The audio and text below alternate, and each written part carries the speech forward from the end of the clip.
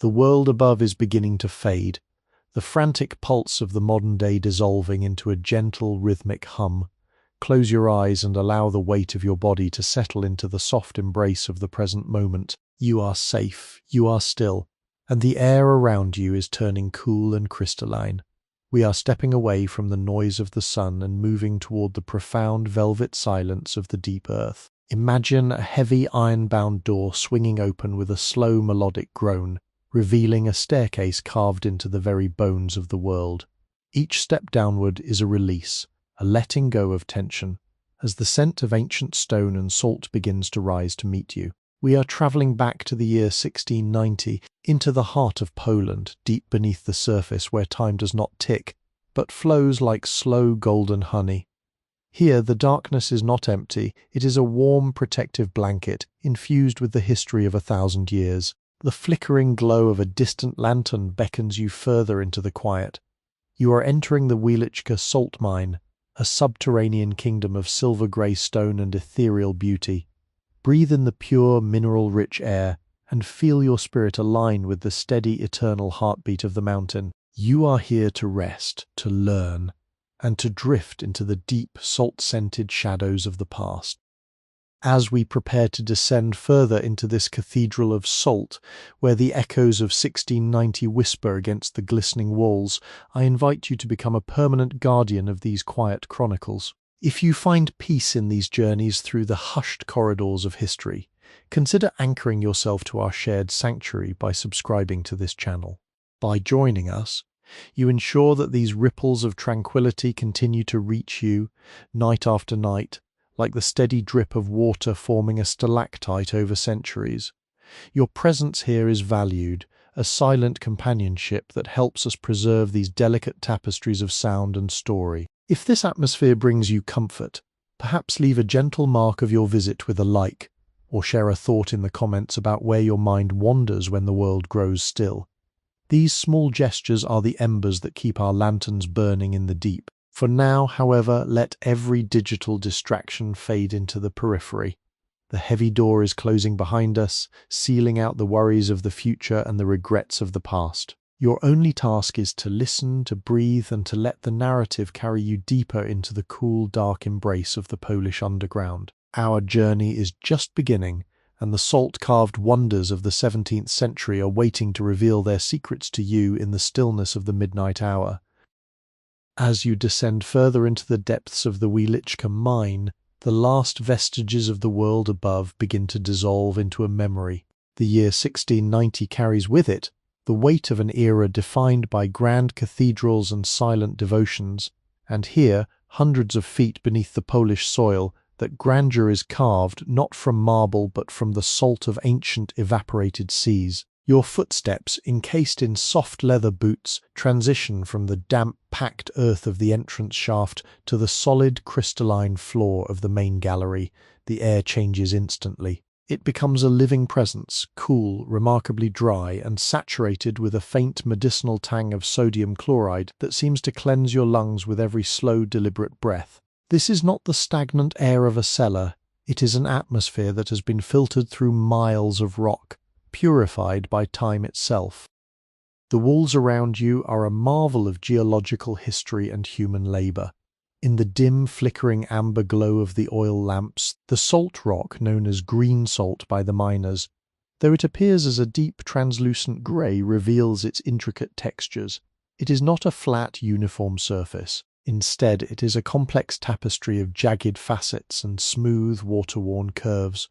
If you were to bring your lantern closer to the wall, you would see the history of the earth written in the strata. There are layers of dark, silty inclusions, followed by veins of pure white crystal that look like frozen lightning trapped within the stone. These minerals have slept here for 13 million years, waiting for the soft touch of light to reveal their hidden brilliance. The texture of the wall under your fingertips is surprisingly smooth, polished by the passage of countless hands and the natural humidity of the deep earth, feeling almost like the surface of a giant, unpolished gemstone. The architecture of 1690 is not one of soaring buttresses and stained glass, but of subtraction, the art of removing what is not needed to leave behind a sanctuary. The passageways are wide and arched, designed to withstand the immense pressure of the world above. The miners of this century were not merely laborers, they were architects of the abyss. Look up at the ceiling where the shadows dance in the hollows. You can see the rhythmic marks of the pickaxe, each groove a testament to a human heartbeat, a moment of effort frozen in the mineral. The ceiling is reinforced in places with massive timbers of Polish pine wood that has been so thoroughly impregnated with salt that it has turned as hard as iron.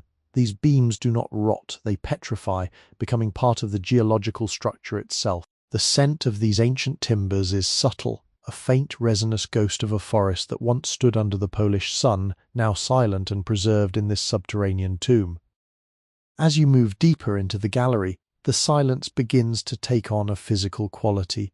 It is a heavy velvet silence that wraps around your ears like a shroud. In the world above there is always the rustle of wind, the distant barking of a dog, or the creak of a wagon wheel. Here, the only sound is the internal rhythm of your own existence.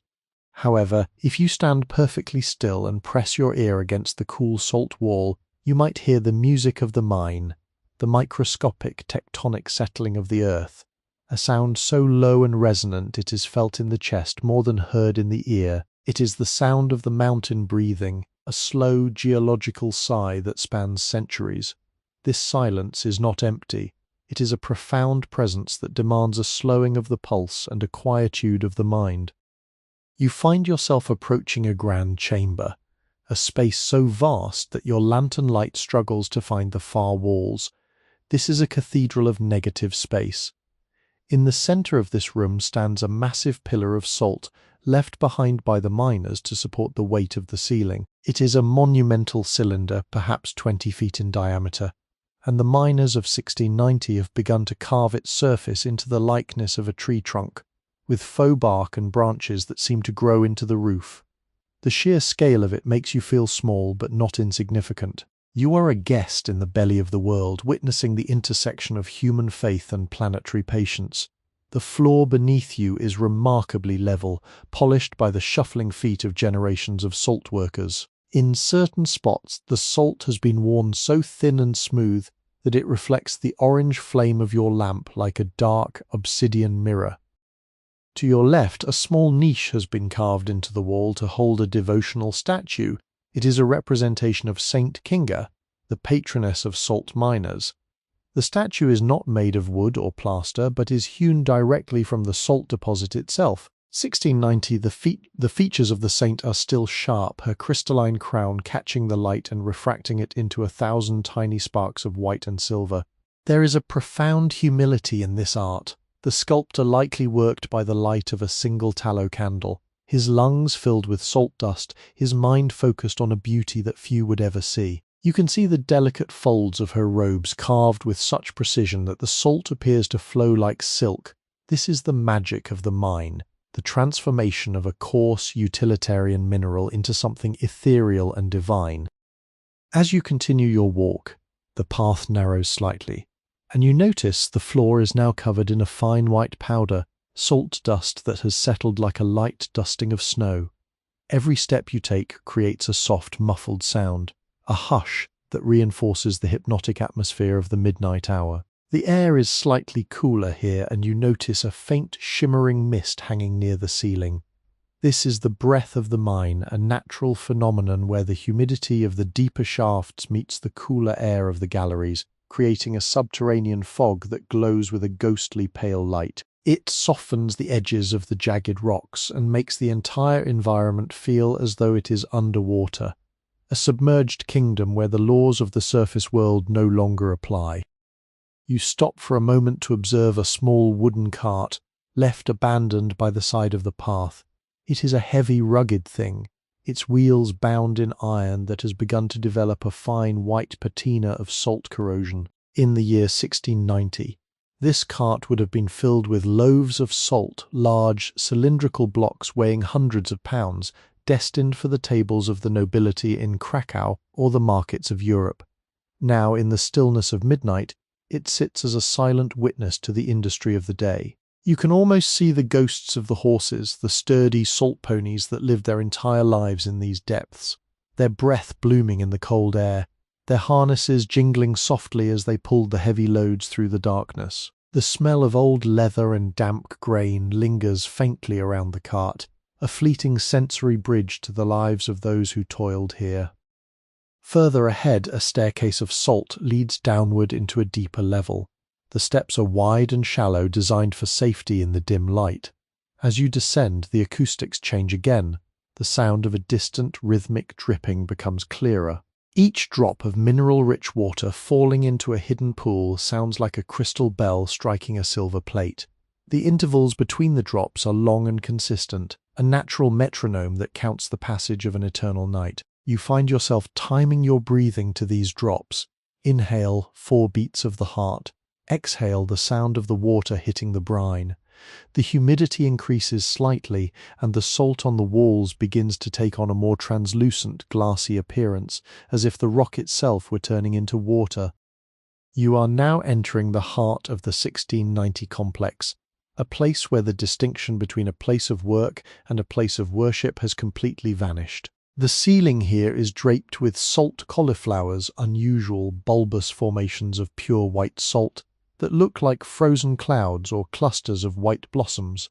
They are fragile and exquisite, formed by the slow evaporation of water over decades. You reach out, not to touch, but to feel the coolness radiating from them. The sheer density of the salt surrounding you creates a sense of profound isolation, but it is an isolation that feels like a protective embrace. You are cradled in the very foundations of the earth, far beneath the reach of the moon, in a world that knows only the soft golden light of your lamp and the silver, silent beauty of the salt. As you leave the Grand Sally and move deeper into the arterial veins of the Wieliczka mine, the architecture begins to shift from the openness of natural caverns to the structured man-made discipline of the late 17th century. In the year 1690, the art of subterranean support was a masterpiece of necessity. To your left and right, the walls are no longer just raw salt, they are now framed by the timber ribs of the mine, vast monumental structures of pine and fir that have been hauled down from the surface forests of southern Poland. These logs are not the slender planks you might find in a cottage above. They are the trunks of ancient giants, some nearly 3 feet in diameter, stripped of their bark and wedged with agonizing precision against the salt ceiling.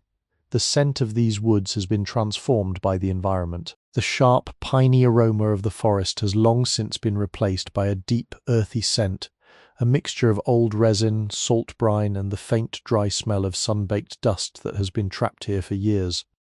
The salt has a curious relationship with this wood. In any other environment, moisture would lead to decay, but here the salt acts as a preservative of miraculous power. As you run your hand along one of these massive beams, the texture is like nothing else you have ever felt. The wood is not soft or splintered, it is rock hard, its pores entirely saturated with salt crystals. Over the decades, the salt has migrated into the grain, replacing the sap with mineral deposits. The timber feels cold, heavy, and metallic to the touch, as if the forest has slowly been turning into stone to match its surroundings. In the flickering light of your lamp, you can see tiny white crystals blooming along the cracks in the wood like frost on a winter window. These are salt flowers, delicate and brittle, growing in the quiet dark where no wind can disturb their fragile geometry. The engineering of 1690 relied on the longitudinal and transversal stacking of these timbers. In the larger intersections, the miners have constructed what are known as cribs, massive log cabins of solid wood stacked layer upon layer from the floor to the ceiling. These structures are designed to absorb the slow, inexorable movement of the earth above. To look at them is to understand the immense weight you are currently beneath. You are standing under millions of tons of rock, yet these wooden towers hold the weight with a silent, stoic grace. There is a profound sense of safety in these structures. They do not creak or groan, they have settled into a permanent, unshakable state of being. The gaps between the logs are filled with smaller stones and salt rubble, creating a solid wall that feels as thick as the foundations of a fortress. You stop to examine a particularly ornate section of the timbering. Even in this utilitarian world, the Polish miners of the 1690s could not resist adding touches of craftsmanship. The ends of the beams have been carved with simple geometric patterns, notches and grooves that served both as assembly marks and as a form of folk art. The shadows cast by these carvings are long and dramatic, stretching across the floor like the fingers of a giant. As you walk past, the light of your lantern plays across the wood, revealing the varying shades of the timber from a deep, burnt umber to a pale, ghostly grey where the salt saturation is highest. The visual rhythm of these beams, spaced at regular intervals, creates a hypnotic effect, a steady beat that accompanies your journey through the dark. The floor in this section is composed of salt-saturated clay and crushed rock, packed down so firmly over the centuries that it is as smooth as a paved road. However, every few yards you encounter drainage channels carved directly into the salt floor. These are small, shallow grooves designed to lead the weeping of the mine, the brine that slowly seeps from the walls, away from the main paths. In the midnight silence, you can hear the faint musical trickling of this liquid gold. The brine is so thick with dissolved minerals that it moves with a different viscosity than regular water. It is sluggish, oily, and silent. When a drop falls into a puddle, it doesn't splash. It creates a soft, heavy plink that echoes with a crystalline clarity. You lean down to observe one of these puddles, and the reflection of your flame is so sharp it looks like a second fire burning deep within the floor. As you navigate a slight incline, you notice the ceiling height begins to fluctuate. In some areas it soars into the darkness, while in others the heavy salt rock hangs low, requiring a slight bow of the head. This variability reminds you that the mine is not a static building, but a living, changing entity. In 1690, the miners followed the veins of the salt, chasing the purest deposits like hunters tracking prey. This resulted in a labyrinthine network of chambers that feel more like a natural cave system than a planned structure. You find yourself in a small circular alcove, where the walls are covered in a thick, bubbly layer of salt popcorn. These are round, white nodules that have formed over years of slow evaporation. They look like frozen sea foam, soft and cloud-like in appearance, yet when you brush against them they are as hard as quartz. In the corner of this alcove sits a discarded tool, a heavy iron wedge used for splitting the salt blocks. It is partially embedded in the floor, its metal surface almost entirely obscured by a thick crust of white salt. In the year 1690, this would have been a precious object, forged by a blacksmith in the village above and carried down with care. Now it serves as a silent marker of time. You can imagine the vibrations that once travelled through the rock when this wedge was struck by a heavy mallet, the sharp metallic clack echoing through the tunnels, followed by the deep, satisfying thud as a block of salt finally broke free. Now, there is only the silence of the midnight hour, a silence so profound that the mere thought of such noise feels like a distant dream. The air in this part of the mine feels even more sterile and pure. It has a slight electrical quality to it, a crispness that makes your skin tingle. Scientists of the future will speak of the microclimate of the salt mine, but to you in 1690, it simply feels like the breath of the angels. There are no insects here, no mold, no decay. It is a world of absolute preservation. You notice a piece of rope hanging from a timber beam, used perhaps to hoist a lantern or a bucket. Though it has likely been there for years, the fibres of the hemp are as strong as the day they were woven, kept perfectly intact by the salt-laden air. The rope is stiff, coated in a fine layer of mineral dust, looking like a piece of sculpture rather than a tool of labour. As you move forward, the tunnel opens into a section where the salt is of a different variety, the Spiza salt. This salt is darker, filled with microscopic grains of sand and organic matter from the ancient seas. The walls here take on a chocolate brown and charcoal grey hue, making the chamber feel even more intimate and enclosed. The contrast between this dark salt and the white timber supports is striking. It creates a monochrome world of high contrast where every shadow is deep and every highlight is sharp. You find a small bench carved directly into a dark salt buttress, a place where a weary miner might have sat to eat his crust of bread or offer a quiet prayer. You sit for a moment and the coolness of the salt seeps through your clothes, grounding you, connecting you to the very core of the earth. From this vantage point, you look back the way you came.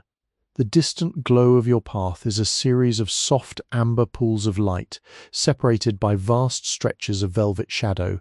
The scale of the achievement, the carving of this kingdom from the solid rock, is overwhelming. It is a testament to human persistence, a story written in the absence of light. You realize that in 1690 the mine was not just a source of wealth for the Polish crown. It was a parallel world, a place where thousands of lives were spent in a slow, rhythmic dance with the salt. The tranquility you feel now is the result of that long history, a peace that has been earned through centuries of quiet, methodical labor.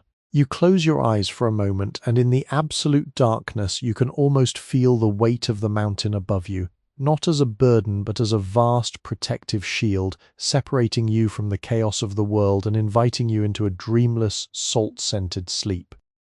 Leaving the heavy timbered corridors behind, you venture into a section of the mine where the hand of man has been more delicate, allowing the natural whimsy of the salt to dictate the shape of the void.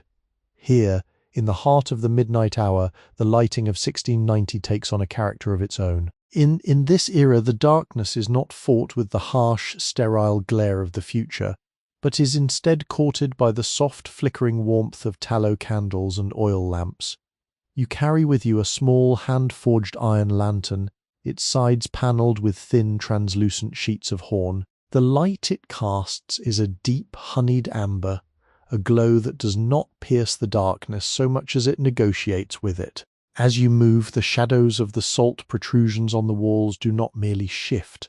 They perform a slow, hypnotic dance, stretching and shrinking like the rhythmic breathing of a great slumbering beast.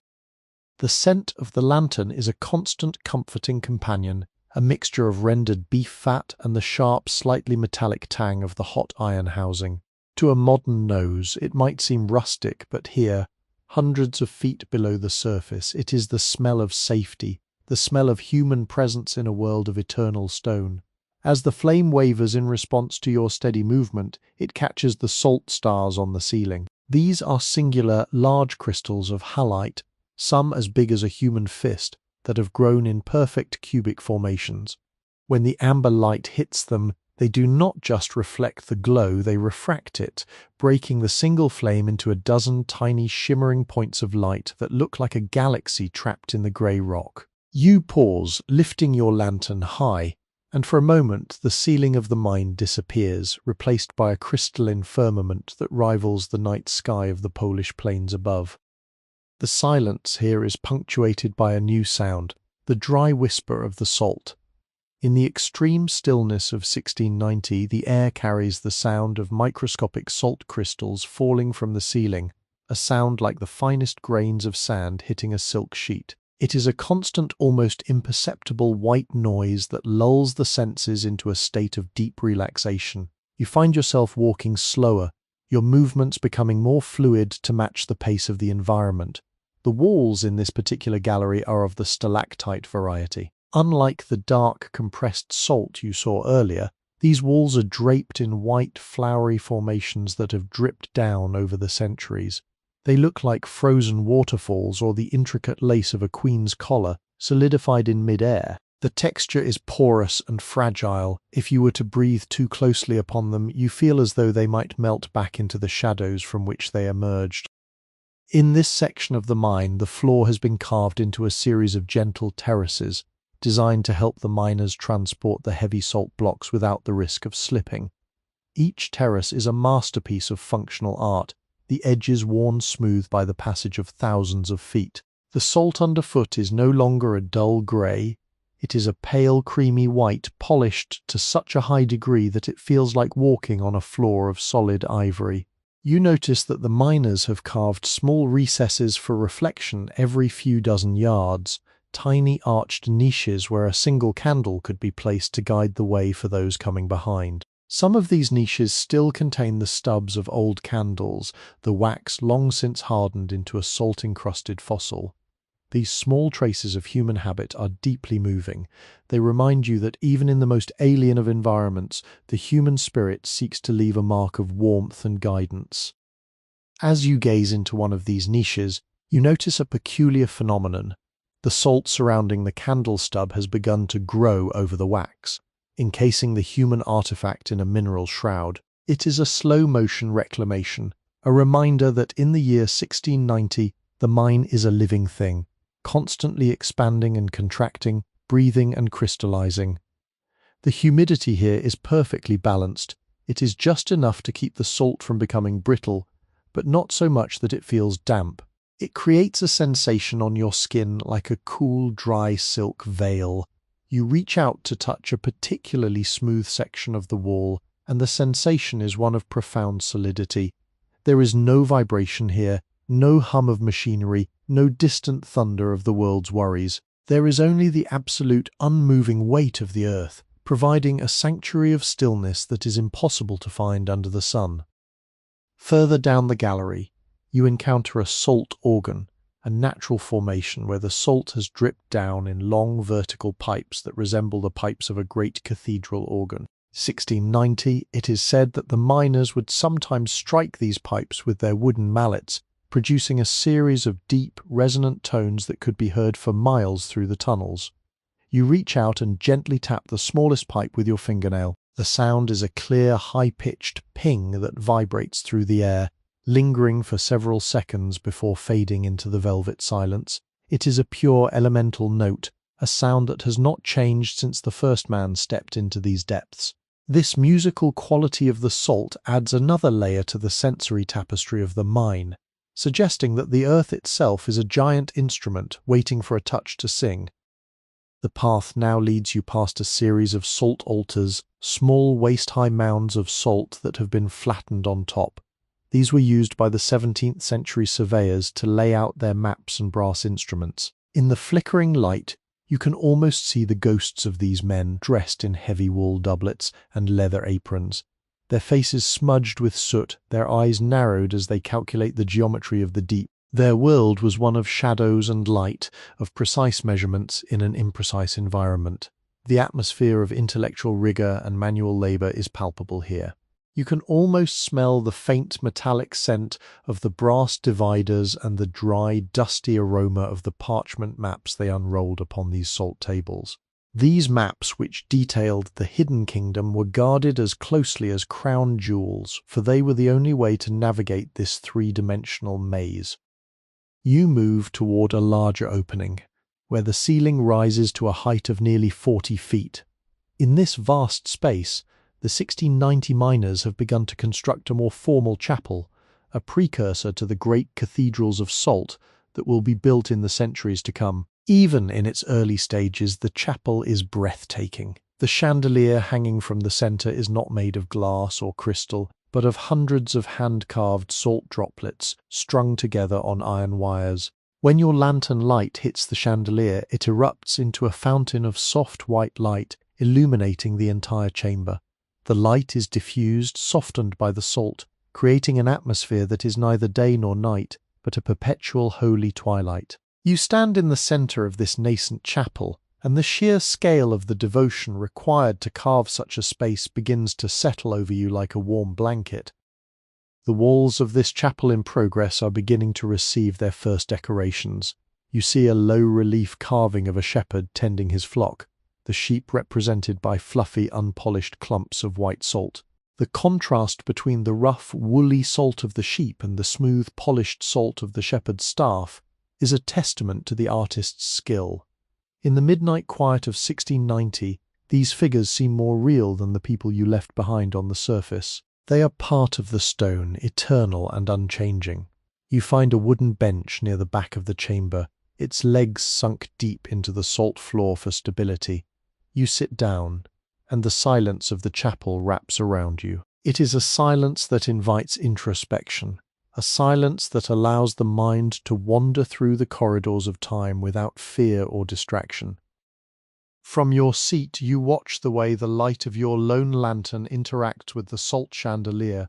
The light seems to move of its own accord, pulsing gently like a slow heartbeat. This is the ultimate destination of your journey into the deep, a place where the physical and the spiritual, the labor of the hand and the vision of the mind become one. The salt is no longer just a mineral, it is a medium for peace. You feel the tension leaving your shoulders, your jaw relaxing, your eyelids growing heavy with the weight of 1,000 years of history.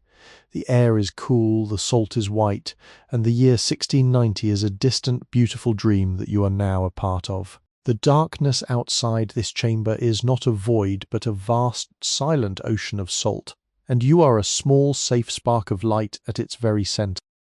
Leaving the nascent chapel behind, your journey through the year 1690 leads you toward one of the most vertigo-inducing yet mesmerizing features of the Wieliczka underground, the great salt staircases. In this era, moving between the levels of the mine was an act of both bravery and architectural brilliance. You stand at the precipice of a wide, descending void where a series of monumental steps have been hewn directly from the salt floor. These are not the narrow, cramped stairs of a castle turret. They are broad, regal, and ancient in their appearance, designed to allow both men and heavy equipment to traverse the layers of the earth. As you lower your lantern, the light spills down the steps, revealing a rhythmic pattern of grey and white that seems to vanish into an infinite velvety darkness below. The texture of the steps is a study in the history of movement. In the centre of each tread, the salt has been worn into a gentle, shallow depression by the passage of thousands of heavy leather boots and the soft hooves of pack horses. These hollows are smooth, almost like the surface of a polished river stone, while the edges of the stairs remain sharp and crystalline, showing the original marks of the broad blade chisels. As you place your foot on the first step, the sensation is one of absolute stability. Unlike wood that might creak or stone that might shift, these salt stairs are an integral part of the mountain itself. They do not vibrate, they do not yield. They are as solid as the foundations of the world. You begin your descent, and with each step the air seems to grow a fraction of a degree cooler, and the scent of the mineral deepens, becoming more concentrated, more ancient. To your right, a handrail has been constructed from massive trunks of black oak, deeply embedded into the salt wall. The oak is cold to the touch, and like the beams you encountered earlier, it is so thoroughly impregnated with salt that the wood feels more like iron than timber. The grain of the wood is visible under a thin, translucent glaze of salt, creating a visual effect similar to looking through a layer of ice. As your hand glides along the rail, you feel the occasional knot or grain line, but for the most part the surface is as slick as glass. The contrast between the dark, petrified wood and the shimmering, pale salt wall creates a monochrome beauty that defines the aesthetics of the 1690 underground. There is no paint here, no gold leaf, no artificial colour, only the raw, honest palette of the earth's interior. As you descend, you pass by ventilation niches carved into the side of the staircase. These are small, dark openings that connect to hidden vertical shafts, designed to draw the bad air out and allow the sweet air to flow in. In the midnight silence, these niches produce a very faint, ghostly whistling sound as the atmospheric pressure shifts between the levels. It is a soft, melodic hum, a subterranean wind instrument played by the earth itself. You pause for a moment, leaning your head toward one of these openings. You can feel a very slight movement of air against your cheek, a cool, dry breath that smells of distant stone and the purity of deep earth oxygen. This is the lifeblood of the mine, the invisible force that allows the candles to burn and the men to breathe in this kingdom of shadow. The scale of the void to your left is immense. This is a worked-out chamber, a space where a massive deposit of salt was removed decades ago, leaving behind a cathedral-sized cavern. In 1690, these spaces were often left as they were, becoming silent monuments to the industry of the past. Your lantern light cannot reach the far wall. It simply dissipates into the darkness, making the chamber feel like an underground ocean at night. However, every few seconds, a stray spark of light from your flame catches a salt mirror on a distant ledge, a flat, crystalline surface that reflects a pinprick of amber back at you. These tiny flickers of light in the vast dark are hypnotic, like looking at distant stars from the bottom of a deep well. They ground you in the space, providing a sense of scale and depth to the otherwise incomprehensible void. Midway down the staircase, you reach a landing, a wide, flat area where a small wooden hut has been built for the stair guard. In 1690, these guards ensured that traffic moved smoothly and that no one entered the deeper levels without a light. The hut is empty now, but the atmosphere of its inhabitant remains. A small wooden stool sits by the door, its legs worn down by years of being dragged across the salt floor. A discarded clay pipe lies in the corner, its bowl still stained with the dark residue of 17th century tobacco. The smell of the tobacco is incredibly faint, a ghost of a scent that has been preserved by the salt air mixing with the ever-present aroma of tallow and mineral. You can almost see the guard sitting there, his face illuminated by a small oil lamp, his eyes watching the shadows dance on the steps as he waits for the next shift to arrive. Beyond the landing, the stairs turn at a sharp angle, leading you into a narrower passage where the ceiling is draped with salticicles. These formations are longer and thinner than the ones you saw before, some stretching down several feet like delicate glass needles. They are translucent, and when your lantern passes behind them, they glow with an ethereal internal light. You have to walk carefully here, avoiding these fragile ornaments of the deep. The floor is slightly damp in this section as a small vein of fresh water has found its way through a fissure above, mixing with the salt to create a thin, slippery film of brine. The sound of your footsteps changes from a dry thud to a soft squelch, a wet, rhythmic sound that echoes more sharply against the narrow walls. This transition from dry to damp is a classic feature of the mine's geography, a reminder of the constant struggle between the soluble salt and the persistent water. As you reach the bottom of the staircase, you emerge into a gallery that is unlike any other. Here, the salt is not grey or white, but a deep, translucent honey colour. This is crystal salt, the most prized and beautiful variety found in Wieliczka. The walls look like they have been carved out of solid blocks of brown sugar or amber. The light of your lantern penetrates several inches into the stone, creating a three-dimensional glow that is incredibly warm and inviting. You feel an overwhelming sense of tranquility in this golden corridor. The colour itself seems to radiate a sense of calm, a prehistoric warmth that has been trapped in the crystal for millions of years. You find yourself walking even more slowly now, mesmerized by the way the light flows through the walls as you move. In the center of this golden gallery stands a salt column of the kings, a thick fluted pillar that has been carved to commemorate a royal visit from earlier in the century. The carvings are intricate, depicting the Polish eagle and various heraldic symbols. Because the salt is so translucent, the carvings seem to float within the pillar rather than sitting on its surface. You reach out to touch the eagle's wing, and the salt feels incredibly dense and cold, its surface polished to a mirror-like finish. It is a strange sensation to see such warmth in the color but feel such chill in the material. This duality is the essence of the mine, a place that looks like a dream but is built from the hardest reality of the earth. You decide to extinguish your lantern for a moment, just to experience the true darkness of the deep level. As the flame dies, the world does not just turn black, it turns into a profound, heavy silence that you can feel in your marrow. There is no light pollution here, no glow from a distant city, no starlight. It is the absolute zero of vision in this darkness. Your other senses expand to fill the void. You can hear the blood pumping in your ears. You can feel the microscopic pressure of the air against your skin. You can smell the salt with a renewed intensity, a scent that is now almost sweet, like the smell of a clean, cold ocean. This is the deepest rest possible, a state of being where the external world has completely ceased to exist, leaving only the quiet, steady rhythm of your own soul in the heart of the salt. After a long minute of this perfect peace, you strike your flint, the sparks flying like tiny fireworks in the dark, and relight your lamp. The golden walls rush back to greet you, and you continue your walk, feeling refreshed and profoundly still. As you leave the golden corridors of the Crystal Salt Gallery, the air begins to carry a different weight, a subtle, heavy humidity that signals the proximity of the mine's hidden waters.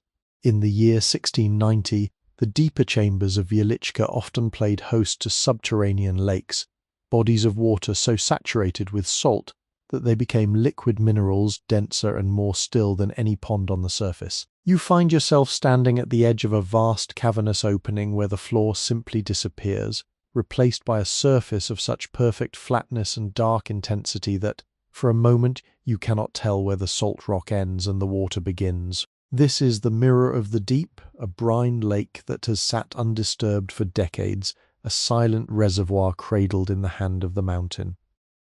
The light from your lantern hits the surface of the lake, and the reflection is so sharp and unwavering that it creates a perfect vertical symmetry in the room. The stalactites hanging from the high, shadowed ceiling are mirrored in the water, with such clarity that the chamber appears to be a double-ended cathedral, stretching both upward into the darkness and downward into an infinite watery abyss. Because the water is a near-saturated brine solution, its surface tension is higher than fresh water, it does not ripple easily. Even the soft movement of your breathing seems too loud for this space. The water is a deep, bruised purple-black in the shadows, turning to a shimmering metallic silver where the light strikes it. It is a liquid glass, a medium that has forgotten the meaning of movement. To cross this silent expanse, the miners of 1690 constructed a monumental saltstone bridge. This is not a fragile wooden walkway, but a heavy arched structure carved from a particularly resilient vein of dark salt rock. The bridge is low and wide, its stones fitted together with such precision that the joints are almost invisible, sealed over time by the natural crystallization of the air. As you step onto the bridge, the sound of your boots changes again. The echoes are now muffled by the surrounding water, creating a hollow acoustic that makes the space feel even larger than it is. The bridge feels incredibly solid beneath you, a horizontal anchor in a world of vertical voids. The handrails are thick and rounded, polished by the hands of countless travelers until they feel like cool, dark silk.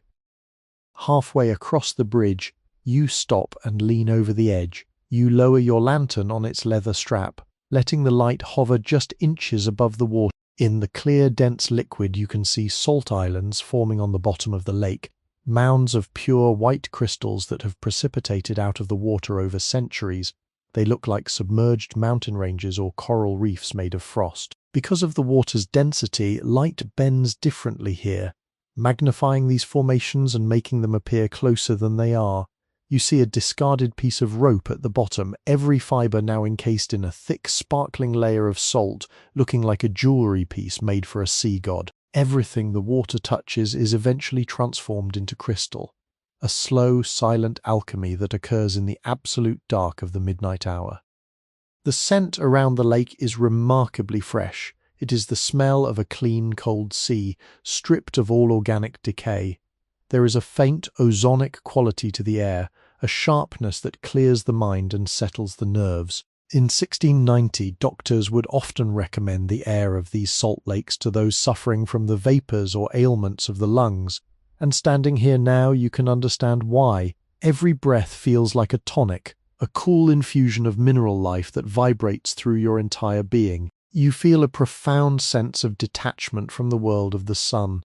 Up there in the year 1690, there are wars, there are seasons, there is the constant frantic growth of the forest and the field. Down here there is only the bridge, the lake, and the eternal crystalline growth of the salt. At the far end of the bridge, the path enters a wide vaulted hall known as the Chamber of the Echoing Drop. This room is famous among the 17th century miners for its unique acoustics. The ceiling is shaped like a perfect dome, and from its center a single persistent drop of water falls every few minutes. You stand in the center of the hall waiting in the absolute stillness. When the drop finally releases, the sound is not a simple plop. Instead, because of the dome's shape and the mineral density of the air, the sound expands into a resonant metallic chime that circles the room several times before fading. It sounds like a muffled silver bell, a note of such purity that it resonates in your very bones. This is the heartbeat of the mine, a slow, rhythmic reminder that even in the stillness there is life, movement, and the steady work of time. The walls of this hall are covered in salt curtains, thin translucent sheets of salt that have grown down from the ceiling like frozen fabric. Some of these sheets are so thin that they are semi-transparent, and when you move your lantern behind them they glow with a soft, milky white light. They have a rippled texture, much like the surface of a wind-swept pond frozen in an instant of time. You find yourself reaching out to touch one, but you hesitate. The beauty is so fragile, so meticulously crafted by the elements, that it feels like a sacrilege to disturb it. These formations are the result of thousands of years of slow, methodical dripping, a testament to the patience of the earth. In the year 1690, these rooms were considered wonders of the natural world, visited by scholars and royals who marveled at the architecture of the Almighty. Near the exit of this hall you find a series of wooden troughs used to collect the purest brine. These are made of hollowed-out pine logs, their interiors now coated in a thick white crust of salt. The wood is black with age and mineral saturation, looking more like carved obsidian than timber. You notice a small wooden cup left on the edge of one trough. It is a simple rustic object, yet in this setting it carries a weight of historical significance. You can imagine a miner pausing here to rinse his hands or to take a sip of the mineral-rich water, his face reflected in the dark brine. The presence of these objects makes the history of 1690 feel tangible and close, as if the people who worked here have only just stepped into the next room. The transition from the lake hall to the next gallery is marked by a salt gate, two massive pillars of salt that have been carved to look like guardians. Their faces are stylized and ancient, with deep-set eyes that seem to watch your progress with a calm, stoic indifference. As you pass between them, you feel a slight shift in the air pressure, a pop in your ears that signals you are moving into a deeper, even more pressurized part of the mine. The temperature remains constant, a perfect, cool equilibrium that never wavers. You are now leaving the grand open spaces and moving toward the more intimate, lived-in sections of the underground, where the daily lives of the 17th century inhabitants will begin to reveal themselves in the soft, salt-scented shadows. You take one last look back at the bridge and the lake. The light of your lantern is just a tiny spark in the vast, dark hall, reflecting off the water like a lonely star. The silence is absolute, broken only by that single periodic chime of the falling drop. You feel a deep, heavy sense of peace, a tranquility that is as solid and enduring as the salt itself. Your journey into the architecture of the deep is complete. You have seen the bones of the mountain and the mirrors of the earth. Now, as you turn toward the flickering lights of the miners' quarters in the distance, you prepare to see the human heart of this subterranean kingdom. As you step beyond the guardian pillars of the salt gate, the vast, echoing voids of the grand galleries begin to give way to more intimate, human-scaled spaces. This is the transition into the living history of 1690, where the cold, eternal mineral meets the warmth of human habit. You find yourself in a resting niche, a small chamber carved into a vein of particularly soft, grey salt. This space was designed as a sanctuary for the miners during their long shifts, a place where the relentless rhythm of the pickaxe could be traded for a moment of profound, salt-scented stillness. The air here feels different. It is tighter, more personal, carrying the faint, lingering ghosts of leather, rye bread, and the sweet, heavy scent of dried hops. The focal point of this small room is a rough-hewn table carved directly out of the salt floor so that it emerges from the earth like a square mushroom. The surface is not perfectly flat, it bears the ripples of the chisel and the smooth, polished patches where generations of forearms have rested. In the center of the table there is a shallow indentation where a communal lantern would have sat. You place your own light there, and the amber glow fills the room, catching the fine layer of salt dust that coats every surface like a fallen veil of snow.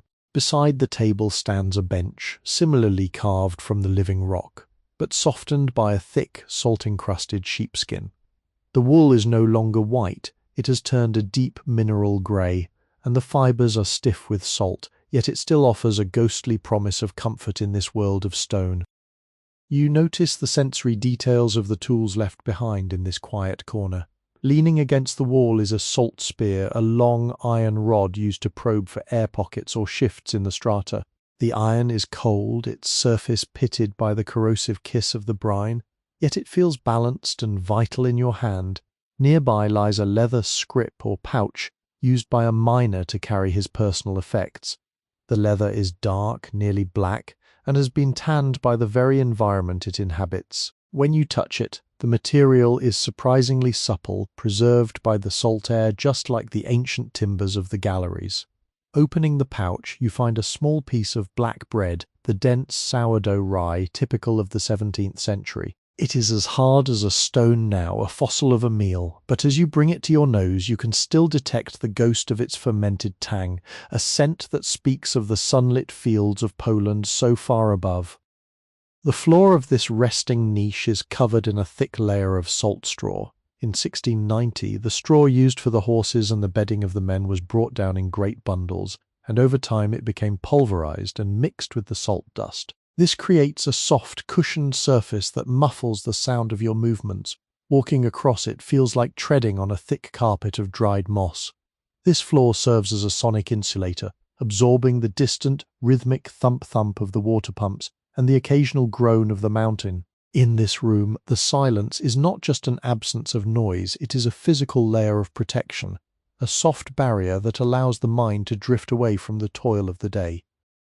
On the wall of the niche, someone has scratched a series of tally marks into the salt, a primitive calendar of the deep. In the year 1690, time was not measured by the rising and setting of the sun, but by the depletion of candles and the cycles of the shifts. Each mark represents a period of labor, a record of a human life measured in salt. Beside the tally marks is a small hand-drawn sketch of a house with a chimney, a poignant reminder of the world above that these men would not see for days at a time. The simplicity of the drawing etched into the grey mineral is a testament to the enduring power of home and memory. You run your fingers over the grooves, feeling the grit of the salt against your skin, and you feel a deep, empathic connection to the nameless individual who stood here over 3 centuries ago. The lighting in this small space is particularly hypnotic because the walls are so close. The amber glow of your lantern reflects back and forth, creating a warm, golden envelope of light. The shadows do not loom. They nestle in the corners, soft and rounded. You notice a small wooden peg driven into a crack in the salt, holding a tallow string, a long braided wick dipped in fat that was used as a cheap portable timer. As the flame slowly ate its way up the string, the miner knew how much of his rest period remained. The smell of the burning tallow is thick and savoury, a heavy scent that grounds you in the physical reality of the 17th century. It is a world of fire and fat, of iron and stone, a world where every sensory experience is concentrated and raw. In a small crevice near the floor, you discover a salt rose, not a biological flower, but a rare geological formation where the salt has crystallized into thin, overlapping plates that look exactly like the petals of a blooming rose. It is a pale, translucent pink colored by trace amounts of iron oxide in the rock. In 1690, such formations were often kept by the miners as lucky charms. Believed to be the gifts of the skarbnik or the treasurer of the mine, a mythical spirit said to guard the underground riches. This delicate flower of stone is a beautiful anomaly in the rugged environment, a reminder that even in the harshest conditions, the earth produces moments of exquisite grace. You leave it where it sits, a secret beauty intended for the shadows. As you sit on the sheepskin-covered bench, you become aware of the thermal pulse of the mine. The salt walls have a high thermal mass, meaning they stay at a constant, unvarying temperature. This creates a sensation of being perfectly balanced, neither too hot nor too cold. It is the temperature of the human soul at rest. You feel the tension in your legs begin to dissolve, the muscles softening as they are cradled by the steady warmth of the earth. The air, rich in magnesium and sodium, has a sedative effect, slowing your heart rate and deepening your breath. You find yourself staring at the play of light on the salt table, mesmerized by the way the individual crystals sparkle and fade as your lantern flame flickers in the still air. Beyond the niche, a narrow corridor leads toward the stables of the deep, and you can hear the faint melodic jingle of a harness. In 1690, the horses were the unsung heroes of the mine, living their lives in these cool, dark corridors, their coats turning thick and soft in the constant climate. The scent of the stables begins to drift toward you, a warm, comforting smell of hay, leather, and animal warmth. It is a deeply grounding aroma, a reminder of the symbiotic relationship between man and beast in this era. The horses were treated with great respect. They were the companions of the silence, their steady, rhythmic breathing a comfort to the miners working in the lonely stretches of the galleries. You stand up slowly, your body feeling heavy and relaxed, as if you're moving through a liquid medium. The transition from rest back into the journey is not a jarring one. In the year 1690, life moves at the pace of a falling drop of brine. You pick up your lantern, the iron handle warm in your grip, and prepare to leave the resting niche. As you turn to go, you take one last look at the salt table and the sheepskin bench. They remain there in the dark, silent witnesses to 1,000 midnights, waiting for the next weary traveller to find sanctuary in their embrace. You step back out into the corridor, the hush of the salt straw under your feet, and follow the scent of the stables into the next chapter of the subterranean night. Stepping out of the resting niche and following the gentle incline of the gallery, the air undergoes a subtle but profound transformation. The sharp, ozonic crispness of the salt chambers begins to mellow, softened by the introduction of organic warmth. You are approaching the subterranean stables, a place where the year 1690 feels less like a cold mineral dream and more like a living, breathing pulse. In this era, the Wieliczka mine was home to dozens of sturdy Polish ponies, creatures of remarkable strength and gentle temperament who spent their lives navigating these silver-grey corridors. As you draw closer, the first thing that greets you is not a sound but a scent. The rich, golden aroma of dried meadow hay, brought down in massive burlap sacks from the sun-drenched fields of the Vistula Valley. In the sterile, salt-laden environment of the deep, this smell of dried grass and wildflowers is intoxicating, a concentrated essence of the surface world that lingers in the nostrils like a sweet memory. As your lantern light spills into the stable area, it reveals a series of stalls carved directly into the salt rock, though the interior of each stall is lined with thick planks of hand-hewn oak to protect the animals from the abrasive walls. The wood here is dark and polished by the constant rubbing of horsehair and leather, catching the amber light with a soft, satin-like sheen. You hear a low, resonant whinny, a sound that vibrates through the heavy air, echoing with a deep, musical quality. A horse, its coat a thick, velvety grey that matches the stone around it, turns its head toward you. Its eyes are large and calm, reflecting your lantern flame like two dark liquid opals. There is no fear in this animal. In the year 1690, the relationship between the miners and their horses was one of profound mutual reliance and silent companionship. The floor of the stable is covered in a deep bedding of salt-impregnated straw. Unlike the brittle straw of the surface, this bedding has become soft and almost felt-like, absorbing the moisture and the salt from the air. Every movement of the horse produces a soft, rustling hush, a rhythmic sound that acts as a heartbeat for this part of the mine.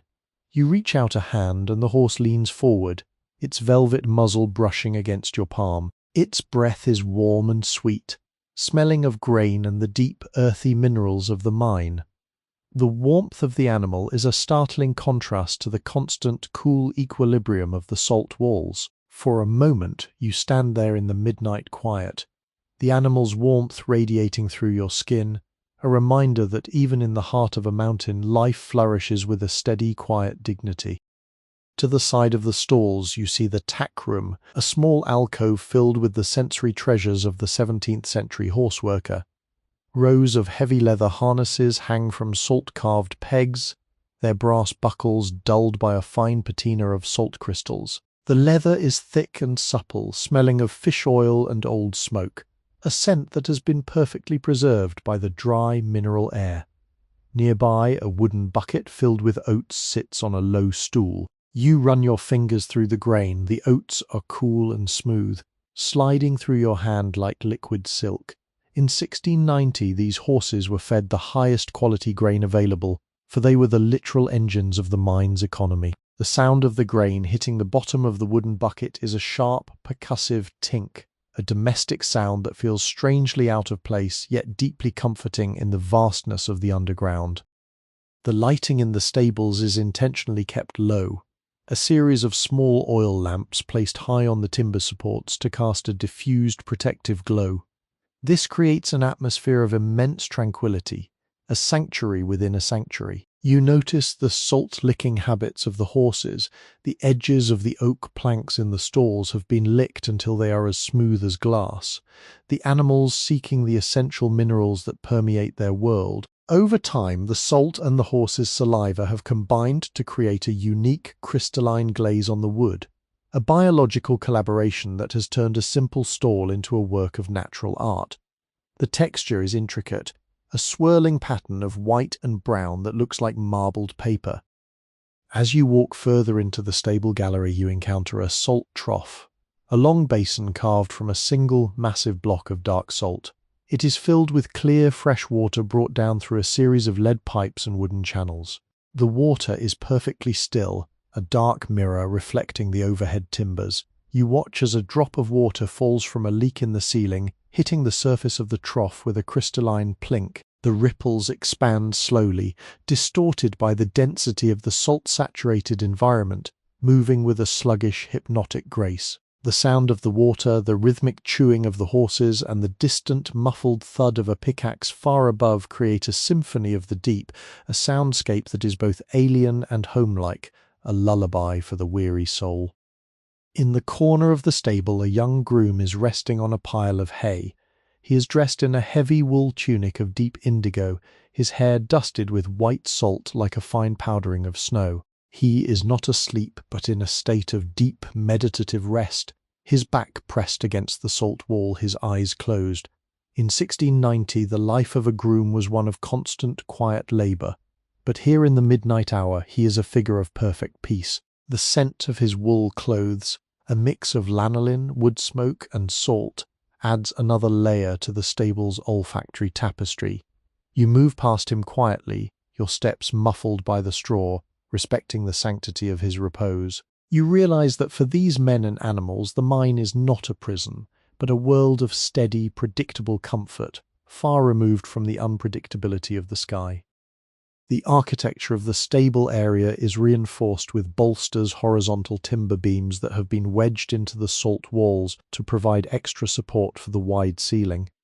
These beams are covered in a thick, white crust of salt that has grown over them like a layer of heavy lace. In some places, the salt has formed beards that hang down several inches, shimmering in the lamplight. You reach out to touch one of these salt beards. It is cold and brittle, snapping with a sound like breaking glass at the slightest pressure. This constant, slow-motion growth of the salt ensures that the mine is never truly static. It is a place of perpetual, silent expansion, a world that is literally building itself even as it is being hollowed out. As you move toward the exit of the stable gallery, you pass a small wooden shrine dedicated to Saint Eligius, the patron saint of horses and metalworkers. The shrine is simple, containing a small iron cross and a handful of dried flowers that have long since turned to dust, their colours faded to a ghostly grey. A single small candle burns in a salt-carved holder, its flames steady in the still air. The presence of this shrine in the stables is a testament to the spiritual life of the mine, a belief that even the animals were under divine protection in the dark. The light of the candle reflects off the salt walls, creating a warm golden halo that seems to push back the weight of the mountain. You take one last look at the row of horses, their heads bowing as they drift into their own version of sleep. The warmth of the stable stays with you as you step back into the cooler, saltier air of the main tunnel. The year 1690 is a time of slow movements and deep connections, where the bond between man, beast, and stone is forged in the silence of the earth. You carry the scent of the hay and the warmth of the horse's breath with you, a sensory bridge that makes the next stretch of your journey feel lighter, more grounded, and infinitely more peaceful. The deep earth is not a place of coldness, but a place where every spark of life is cherished and protected by the silver walls of the salt. Leaving the warmth of the stables behind, you navigate a corridor where the air becomes laced with the savoury hearth-like aromas of a subterranean kitchen. In the year 1690, the miners did not always return to the surface for their sustenance. Instead, they gathered in small communal refectories carved into the salt, where the act of eating became a rhythmic ritual of survival and solidarity. As you enter this space, the lighting shifts from the solitary glow of a hand lantern to the communal radiance of a large circular iron chandelier.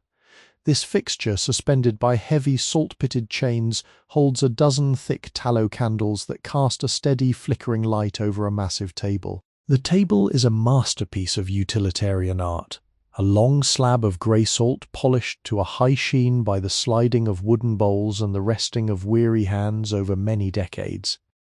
The olfactory landscape of this refectory is a complex tapestry that tells the story of 17th century Polish life.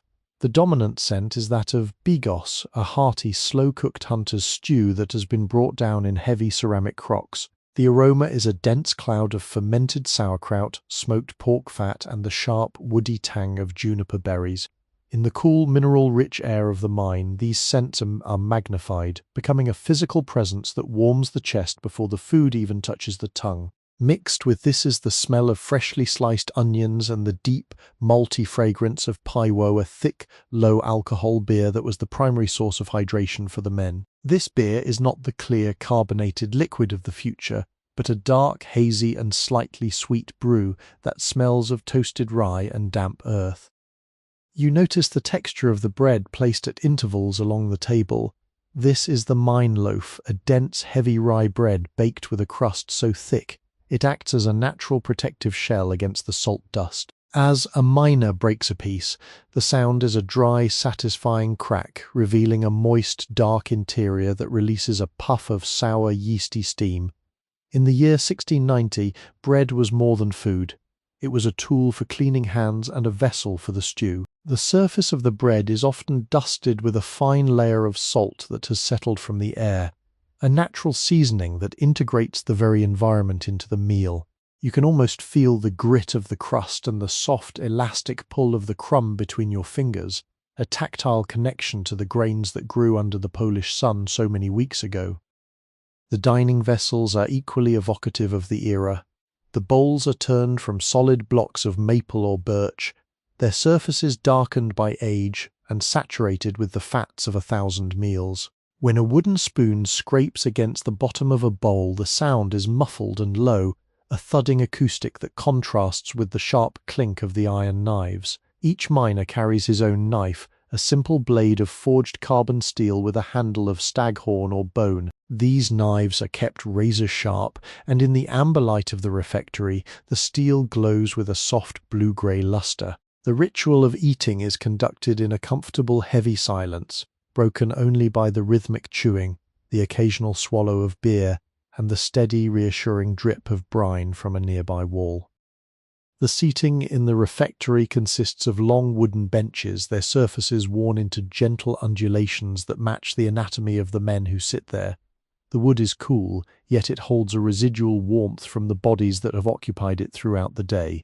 As you sit for a moment at the end of the table, you feel the profound sense of community that this space fosters. In the year 1690, the mine was a world unto itself, and the refectory was its heart. Here the social hierarchies of the surface, the lords, the serfs, the merchants, were momentarily suspended in favour of a simpler, more egalitarian bond formed by the shared labour of the salt. The flickering shadows on the wall seemed to show the ghosts of these men, their faces etched with the lines of hard work and the quiet satisfaction of a meal well earned. Near the back of the room, a small hearth has been built into a brick-lined alcove, while a large fire would be dangerous in the mine's ventilation system. A small, glowing bed of charcoal is maintained to keep the stew crocks warm. The charcoal glows with a deep, pulsing crimson light like a hidden heart beating in the rock. The heat it radiates is localized and intense, a dry warmth that makes the surrounding salt walls sweat slightly, creating a shimmering glaze of moisture that reflects the red embers. The scent of the charcoal, a clean, acrid smell, acts as a sharp counterpoint to the richness of the food, providing a sensory bridge between the organic world of the meal and the inorganic world of the mine. You observe the salt cellars placed on the table, ironic perhaps, in a room made entirely of salt, but these were used to hold white salt, the most refined and purest form of the mineral, reserved for seasoning. The cellars are small, hand-carved boxes of oak with sliding lids. Inside, the salt is as fine as silk, a powdery snow that catches the light like ground diamonds. A miner takes a pinch between his thumb and forefinger, a deliberate, slow movement, and sprinkles it over his stew. The sight of the white crystals disappearing into the dark, rich gravy is a small, hypnotic detail that exemplifies the micro-detailing of life in 1690. Every action is slow, every sensation is savoured, and every moment is infused with a deep, salt-scented mindfulness. The beer is served in kufler, large, heavy tankards made of thick staves of oak bound with iron hoops. The wood of the tankard is cold and damp to the touch, and the beer inside is perfectly chilled by the natural temperature of the mine. As a miner lifts the kufel to his lips, the foam clings to the dark wood, creating a temporary map of white lace. The sound of the tankard being set back down on the salt table is a solid, authoritative thump, a sound that signals the end of a long pull and a moment of deep liquid refreshment. You can almost taste the bitterness of the hops and the smoky sweetness of the malt, a flavor profile that has remained unchanged for centuries. As the midnight meal draws to a close, the miners do not rush back to their tasks. Instead, there is a period of the low talk, a time for quiet stories, the sharing of news from the surface or the humming of a slow melodic folk song. The voices are kept low, respectful of the heavy silence of the mountain that surrounds them. The acoustics of the refectory with its salt-carved dome blend the voices together into a single soothing murmur that sounds like the distant rushing of a subterranean river. This vocal hum is incredibly hypnotic, a human white noise that lulls the senses and provides a final layer of relaxation before the cycle of labor begins anew. You stand up to leave, the scent of the bigos and the rye bread lingering in your clothes like a warm embrace. The transition from the communal warmth of the refectory back into the cool, dark corridors of the mine is a gentle one. You pick up your lantern, and as you step through the arched doorway, the amber light of the dining hall fades behind you, replaced by the silver-grey shadows of the gallery. The year 1690 is not just a date in a history book. It is the taste of sourdough, the smell of juniper, and the sound of a wooden spoon against a salt-carved wall. You carry these sensory memories with you as you move deeper into the night, feeling a renewed connection to the human spirit that thrived in the beautiful silent dark of the Polish underground. Leaving the lingering aromas of the refectory, you find yourself in a quiet side gallery where the air is exceptionally dry, acting as a natural preservation chamber for the textiles of the era. In the year 1690, the clothing of a Polish salt miner was a sophisticated system of protection, a suit of armor crafted from the humblest of materials. To understand the soul of the mine, one must understand the feel of the cloth against the skin. You approach a series of wooden pegs driven into the salt, where a set of working weeds has been hung to air out. The primary garment is a heavy tunic made of grub sukno, a thick felted wool that has been boiled until it is nearly windproof. The texture of this wool is coarse and substantial. It feels like a heavy protective shell. In the amber light of your lantern, you can see the individual fibers of the wool, each one coated in a microscopic frosting of salt that has settled from the air, giving the fabric a slightly stiff architectural quality. The scent of this wool is a core sensory memory of the 1690 underground. It is a dense, comforting smell of lanolin, the natural oil of the sheep, blended with the sharp, clean mineral scent of the salt and the faint, sweet smoke of the village fires where the wool was first processed. When you brush your hand against the tunic, it doesn't yield like modern fabric. It resists, providing a sense of immense durability. This wool was designed to protect the miner from the jagged edges of the salt blocks and the constant cool temperature of the galleries. Over time, the salt penetrates the weave, making the garment heavier and more flame-resistant, a crucial safety feature in a world illuminated by open flames. The color of the tunic is a deep, earthy woad blue, now faded by the mineral environment into a ghostly crystalline indigo. Accompanying the tunic are the scapulas, heavy leather aprons that shielded the miners' front and back as they hauled the salt loaves. You reach out to touch the leather, and the sensation is remarkable. 1690, leather was treated with a mixture of fish oil and birch tar to keep it supple in the humidity. This creates a scent that is both primal and sophisticated, a dark, oily aroma that speaks of ancient forests and cold northern seas. The leather is thick, perhaps 1/4 of an inch, and its surface is scarred with the history of labor. Each scratch, each indentation on the apron is a record of a collision with a salt crystal, a silent testament to the physical intensity of the work. Despite its ruggedness, the leather has a satin-like finish where it has been rubbed smooth by the movement of the miner's body, reflecting your lantern flame with a dull, coppery glow. Perhaps the most intimate part of the 1690 wardrobe is the head clout or the linen cap. Beneath the heavy leather hats used for protection, miners wore a layer of fine hand-spun Polish linen. This linen, bleached by the sun of the surface world, remains startlingly white against the grey salt. It is soft to the touch, providing a gentle barrier against the coarse wool and the grit of the mine. As you hold a piece of this discarded linen, you can feel the irregular rhythm of the hand-weaver's loom in the thickness of the threads. It carries a faint scent of dried lavender or woodruff, herbs used by the miners' wives to keep the laundry fresh.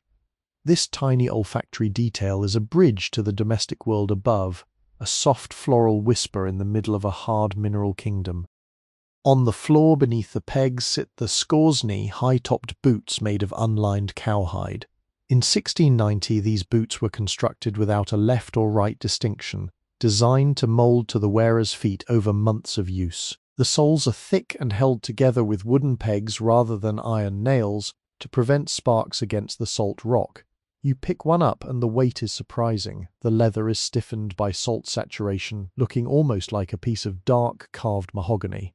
The interior of the boot is lined with soft hay or sheep's wool for insulation.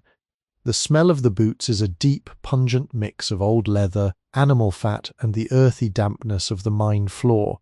It is a grounded, honest smell, the scent of a man who stands firmly upon the foundations of the world. You notice a small personal detail tucked into the belt of one of the tunics, a salt comb carved from a piece of darkened boxwood. In the year 1690, grooming was a point of pride even in the depths. The comb is polished to a high luster, its teeth fine and sharp. It smells faintly of the boxwood's natural bitterness, a clean, herbal scent. This small object represents the human desire for order and dignity in an environment that is otherwise raw and untamed. It reminds you that the people of 1690 were not just labourers, they were individuals with aesthetic sensibilities, carrying their habits and their vanities with them into the dark. The comb catches the light, its polished surface acting as a tiny golden mirror in the palm of your hand. The belts used to cinch these heavy garments were wide strips of tanned hide, fastened with massive buckles of sand-cast brass. In the midnight hour, these brass buckles are the only things that truly shine. They have been buffed by the friction of the tunics until they glow with a warm, buttery light. The brass has a faint metallic smell, sharp and copper-like, which cuts through the heavier scents of wool and leather. You run your thumb over the buckle, feeling the raised patterns of the caster's mould, perhaps a simple floral motif or a protective rune. This touch of metal adds a sense of weight and permanence to the outfit, a feeling that once a man is dressed for the mine, he is part of a grand mechanical process that has existed for centuries. Moving further along the wall, you see the haversacks, linen bags used to carry personal tools and small treasures found in the rock. These bags are stained with the juice of the mine, a mixture of brine and iron oxide that has created beautiful unintended patterns of rust and silver on the fabric. They look like abstract paintings, organic maps of the underground journey. The texture of the linen is rough and toothy, gripping the salt dust and holding it in its weave. When you shake the bag gently, a fine cloud of white powder rises into the air, dancing in your lantern beam like a swarm of tiny luminous insects. This dust is the constant companion of the 1690 miner, a silent, pervasive element that coats the lungs, the skin, and the heart. The atmosphere in this wardrobe gallery is one of profound preparation. It is the backstage of the subterranean theatre. You can almost hear the rustle of the wool and the creak of the leather as the men of 1690 dress for their shift in the flickering light of the morning, though here morning is merely a concept. The silence of the hanging clothes is heavy with the potential for action. These garments are not merely coverings, they are the vessels that allow human life to persist in a place where it was never meant to be. They represent the triumph of the weaver and the tanner over the cold indifference of the stone. As you prepare to move on, you take a moment to adjust your own cloak, feeling the weight of the history you're walking through. The year 1690 is woven into these fabrics, tanned into these hides, and forged into these buckles. Every sense is occupied. The coarseness of the wool, the oily scent of the leather, the white flash of the linen, and the metallic tang of the brass. You realize that to walk the mine is to wear the mine. You're becoming part of the texture of the deep, your own presence, adding a new thread to the ancient salt-encrusted tapestry of the Wieliczka underground. The transition back into the open tunnel feels different now.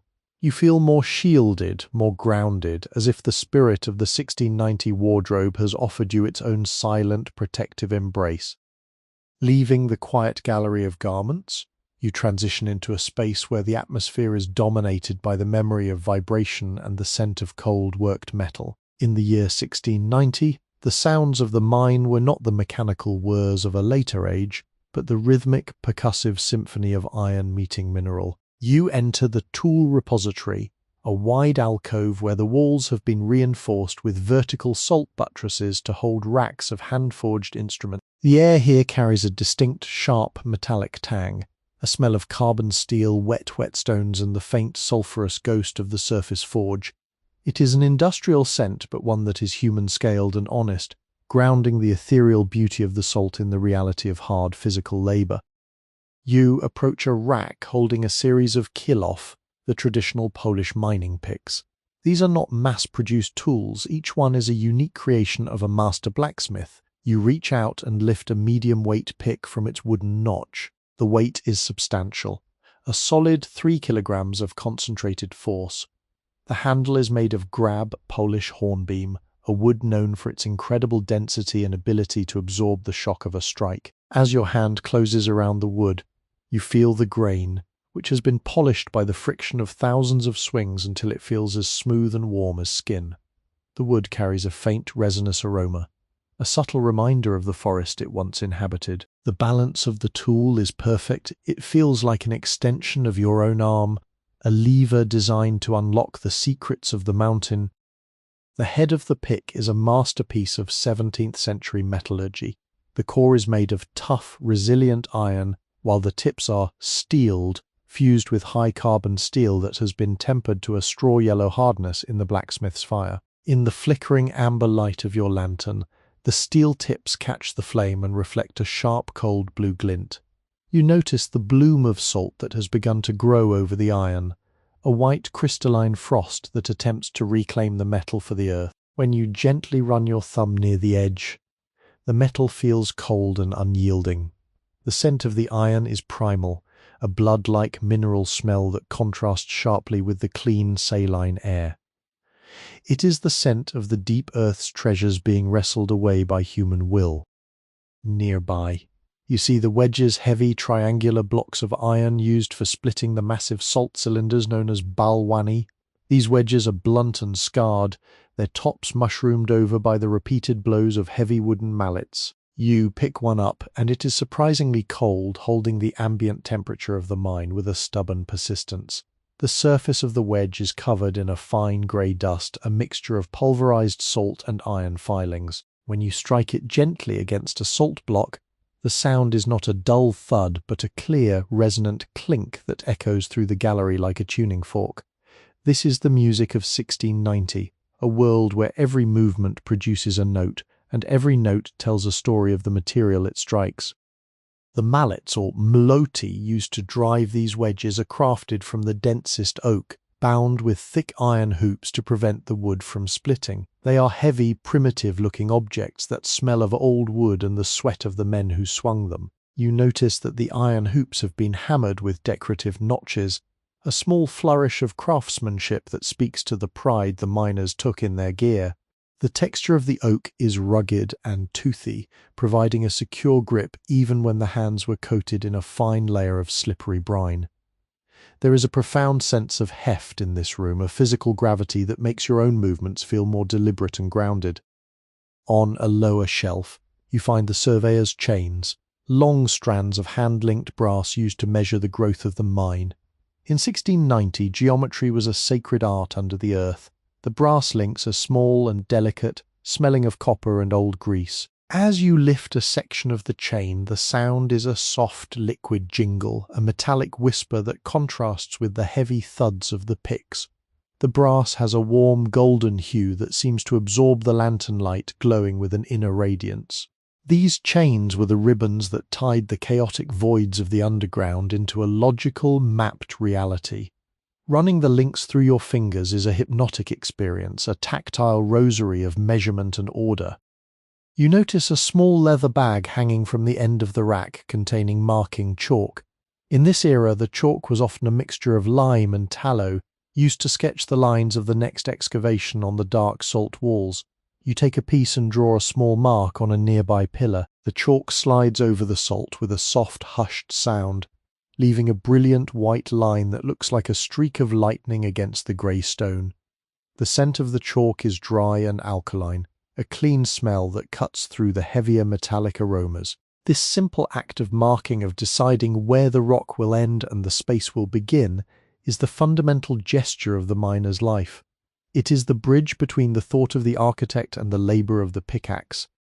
The atmosphere in the tool repository is one of silent readiness. The tools do not feel discarded, they feel at rest, waiting for the touch of a hand to bring them back to life. You can almost feel the potential energy stored in the heavy iron and the dense wood. In the midnight hour of 1690, this room is a temple of potential, a place where the human spirit stores its capacity to transform the world. The silence here is not empty, it is a pressurized silence, full of the echoes of a million strikes and the anticipation of a million more. It is a place of absolute focus, far removed from the distractions of the surface world. Before you leave, you notice a small wooden tub filled with wetting oil. This was used to keep the steel edges sharp and to prevent the salt air from corroding the iron too quickly. The oil is dark and thick, smelling of linseed and fish oil. You dip a finger into it and the texture is silky and heavy. This oil is the lubricant of history, the substance that allowed the iron to bite into the salt with maximum efficiency. The scent lingers on your skin, a rich organic aroma that makes the metallic world feel slightly more hospitable. It is a small sensory detail that rounds out the experience of the repository, a reminder that even the hardest iron requires a soft, liquid care. As you pick up your lantern and turn back toward the main gallery, the tools fade into the shadows behind you.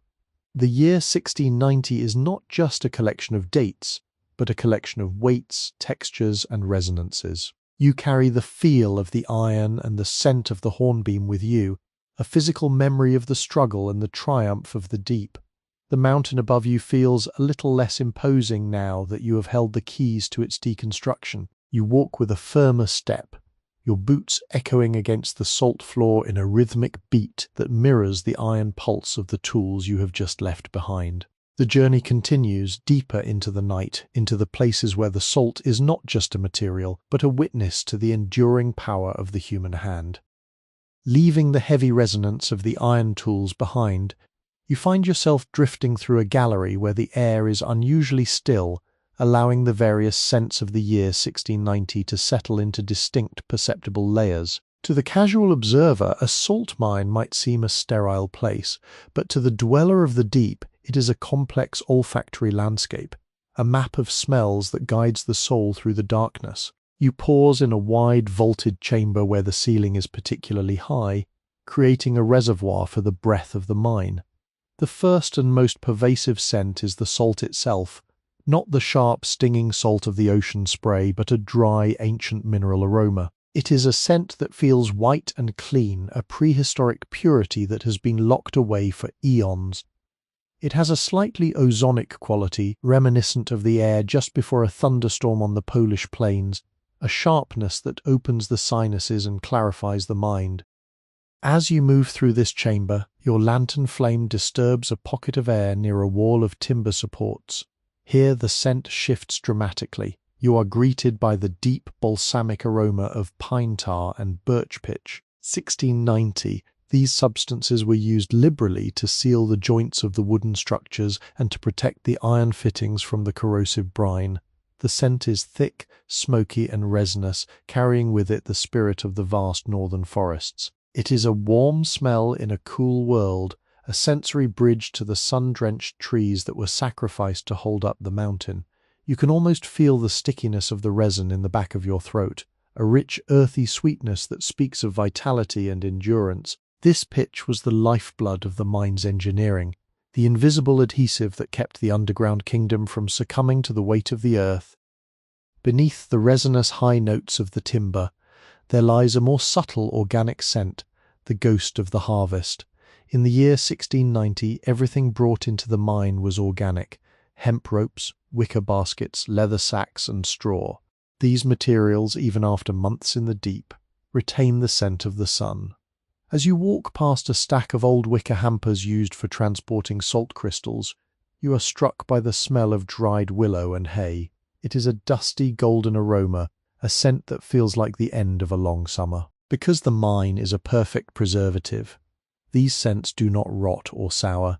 They simply concentrate, becoming a distilled essence of the surface world. You find yourself leaning over the baskets, inhaling the fragrance of a field that was harvested 300 years ago, yet feels as fresh as yesterday in this crystalline tomb. The lighting of 1690 contributes its own heavy, characteristic note to the olfactory tapestry. The tallow candles, made from rendered beef or mutton fat, produce a thick, savoury smoke that lingers in the upper reaches of the galleries. This scent is primal and domestic, a reminder of the kitchen hearths and the livestock of the village. It is a heavy smell, one that grounds the ethereal beauty of the salt in the reality of animal life. Occasionally you catch the scent of oil of rapeseed used in the more expensive lamps of the foreman. This oil produces a lighter, nuttier aroma, a delicate trail of gold in the dark. These scents are the markers of status and function. The common miner lived in the world of tallow, while the masters moved in a world of rapeseed and beeswax. In a narrow side tunnel, you encounter the scent of the black powder. While the use of explosives was rare and highly controlled in 1690, the sulphurous, acrid smell of gunpowder occasionally drifts through the deeper shafts where new galleries are being pioneered. It is a sharp, aggressive scent, a mixture of saltpeter, sulphur, and charcoal. It smells of sudden energy and the breaking of stones. Even a tiny amount leaves a lingering metallic tang in the air for days, a sensory scar in the otherwise peaceful environment. It serves as a reminder that the mine is a place of transformation where the absolute stillness of the earth is occasionally met with the violent ingenuity of man. You move quickly past this area, preferring the quiet, mineral equilibrium of the main halls. As you reach the chamber of the ancient brine, the scent profile changes once again. Here the air is saturated with the smell of living water. This is not the scent of a stagnant pool, but a vibrant metallic aroma produced by water that has travelled through miles of mineral-rich strata. It smells of iron, magnesium, and deep earth minerals. There is a coolness to this scent that is almost tactile, a sensation of wet stones and hidden grottos. When you breathe it in, you feel as though you are drinking the mountain itself. The humidity here makes the salt walls weeping with moisture, and the scent of this fresh brine is remarkably similar to the smell of a clean, cold sea at midnight, stripped of its salt spray and reduced to its elemental core. You find a small wooden chest left in a corner, its lid slightly ajar. Inside are the personal belongings of a 17th century surveyor. As you lift the lid, a bouquet of surprising scents escapes. There is the smell of parchment and oak gall ink, a dry, slightly acidic aroma that speaks of knowledge and documentation.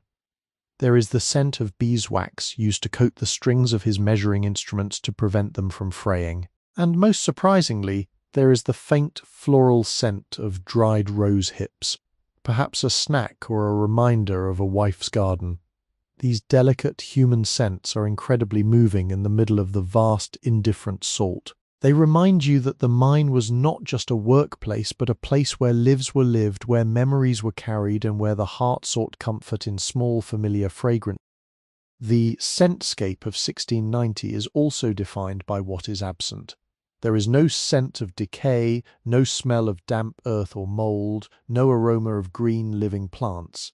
This absence creates a sensory vacuum that makes the existing smells much more vivid and intense. You become an expert in the nuances of wood and metal, of oil and salt.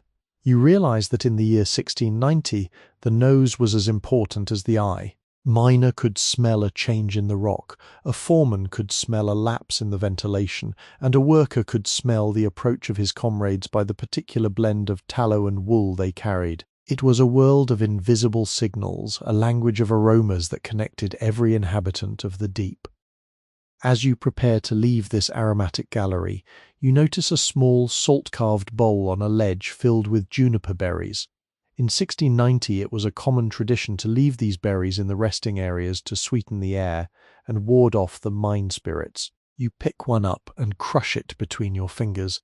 The scent is an explosion of gin-like brightness, a sharp evergreen needle that pierces through the heavy saline atmosphere. It is a final bracing note in the symphony of the underground. The smell of the juniper stays with you, a green and vibrant passenger on your journey through the grey stone. The transition to the next part of your journey feels like moving through a series of invisible rooms, each defined by its own unique fragrance. You carry the resin of the pine, the savoury smoke of the tallow, and the sharp bite of the juniper with you as you descend further into the midnight hour. The year 1690 is no longer a silent, grey image. It is a rich, multi-dimensional world that breathes with you. You realize that to truly know the mine, one must breathe it in, allowing the ancient salt and the human ghosts to settle into the marrow of your bones. The darkness is full of stories, and tonight they are being told through the scent of the silver dark. As you move away from the aromatic side galleries, the architecture begins to regain its sense of regal formality, signaling your approach to the administrative level of the year 1690. In this era, the Wieliczka mine was not merely an industrial site, it was a royal estate, governed by a strict social hierarchy that mirrored the courtly life of Krakow.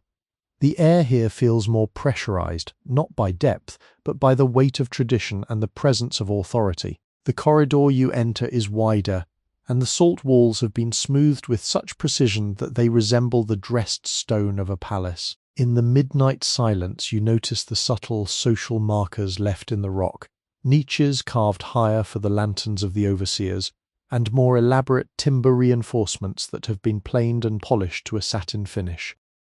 The primary sensory transition in this part of the mine is the introduction of status textiles.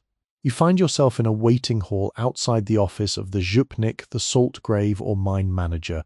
Unlike the rough, salt-encrusted wool of the miners, the fabrics here are softer and more varied. Draped over a high-backed wooden chair is a cloak of carmesin, the deep crimson wool velvet reserved for the Polish nobility. You reach out to touch it and the sensation is startling. The velvet is lush and dense, its pile acting as a trap for the cool mineral air. It carries the scent of expensive Hungary water, a perfume of rosemary and citrus which cuts through the ever-present saline atmosphere like a sharp aristocratic blade. This scent represents the surface world of power, a reminder that even at this depth the influence of the king and his court is absolute. The floor in this hall is not just packed salt but is inlaid with salt tiles, perfectly square blocks of pure white halite that have been set into a mortar of dark brine clay. Walking across them produces a higher, more musical clack than the muffled thud of the lower galleries. This is the stage where the social theatre of 1690 was performed. You can almost see the ghosts of the Szlachta, the Polish nobles dressed in their long contush robes with silk sashes, their heavy sabres clattering against the salt walls as they move. Their presence in the mine was a performance of stewardship and wealth. The etiquette of the deep was precise. A miner was expected to stand perfectly still against the wall, his lantern lowered to allow a superior to pass. This etiquette of the shadow created a silent choreography that defined the social life of the underground. You notice a small ornate desk carved directly from a pillar of dark salt used by the clerks of the salt table. In 1690, every pound of salt was accounted for with a religious fervour. On the desk lies a heavy ledger, its pages made of thick rag fibre paper. You run your fingers over the edge of the paper. It is rough and toothy, smelling of old glue and linen. The ink used was a deep corrosive black, made from oak galls and iron salts, which has bitten into the paper over the centuries. This ledger is the brain of the mine, a record of labour, trade, and the slow, methodical transformation of the mountain into gold. The smell of the paper and ink, dry, dusty, and slightly metallic, is the scent of bureaucracy in the deep an olfactory reminder that the mine was a machine of commerce, as much as it was a sanctuary of stone. Beside the desk sits a seal press made of heavy cast iron. In the year 1690, no document left the mine without the wax seal of the salt grave. A tray of sealing wax sits nearby, its colour a brilliant artificial red. The wax is hard and brittle, smelling of shellac and turpentine. You can imagine the scene, the clerk heating the wax over a small tallow flame, the thick red liquid dripping onto the parchment, and the heavy iron press coming down with a final authoritative thud. This ritual of sealing was the ultimate exercise of power in the dark, a way of tethering the wild subterranean world to the legal structures of the kingdom. The contrast between the fragile red wax and the immense grey salt walls is a visual metaphor for the human attempt to impose order on the infinite. The lighting in this administrative sector is provided by wall sconces made of polished brass, which hold thick beeswax candles rather than the common tallow. The scent of the burning beeswax is a revelation. It is sweet, floral and warm, evoking the sun-drenched meadows and the humming of bees in the Polish summer. This light is steadier and brighter than the guttering tallow flames, casting long, elegant shadows that dance across the salt tiles. The use of beeswax was a clear signal of rank. It was the light of the rich, a sensory privilege that separated the rulers from the workers. Standing in this golden, honey-scented glow, the mine feels less like a workplace and more like a subterranean cathedral dedicated to the god of profit. You move toward a small council chamber where the officers of the mine gathered to discuss the progress of the excavation. In the center of the room is a large circular table made of salt, its surface covered with a cloth of green baize. The texture of the baize is fuzzy and firm, a traditional fabric of deliberation. On the table sit several crystal salt glasses, vessels carved from the clearest, most transparent salt deposits. These glasses were used to serve miod pitny, the traditional Polish mead. You lift one of the empty glasses. It is remarkably light and cold, its surface polished until it looks like ice. The ghost of the mead lingers in the room, a scent of fermented honey, spices and oak. This was the social glue of the 1690 hierarchy, the shared drink that softened the hard edges of the mining life. In the corner of the chamber there is a salt throne, an elaborately carved chair intended for the king should he ever visit the depths. The carvings on the throne are a riot of Baroque detail, cherubs, vine leaves and royal emblems, all hewn from the living salt. Because the salt is slightly translucent, the throne seems to glow from within, a ghostly silver seat of power. You reach out to touch a carved vine leaf. The salt is sharp and intricate, the artist having used the natural grain of the mineral to simulate the veins of a plant. This throne is the pinnacle of the mine's social aspiration, a physical manifestation of the belief that the king's authority extended even to the roots of the mountain. It is a lonely, beautiful object, sitting in the midnight dark as a witness to a royalty that rarely ventured so far from the sun. As you prepare to leave the administrative level, you notice the silent nuances of the servants who maintained this space. A small wooden broom made of birch twigs leans against a corner, its bristles worn down by the constant sweeping of salt dust. Copper pitcher sits on a low shelf, its surface covered in a fine white patina. These objects tell the story of the invisible workers, the sweepers, the lamplighters and the messengers who moved through these grand halls like shadows. Their labour was the grease that allowed the machinery of hierarchy to turn. The scent of the birch twigs, fresh and woody, adds a final humble note to the sophisticated olfactory map of the high galleries. The transition from the world of velvet and beeswax back into the raw galleries is a descent into a different kind of truth. You carry the scent of the rosemary perfume and the sweet beeswax with you, but you also feel a renewed appreciation for the honest, unadorned salt. The year 1690 is a complex weave of class and mineral, of royal ambition and subterranean reality.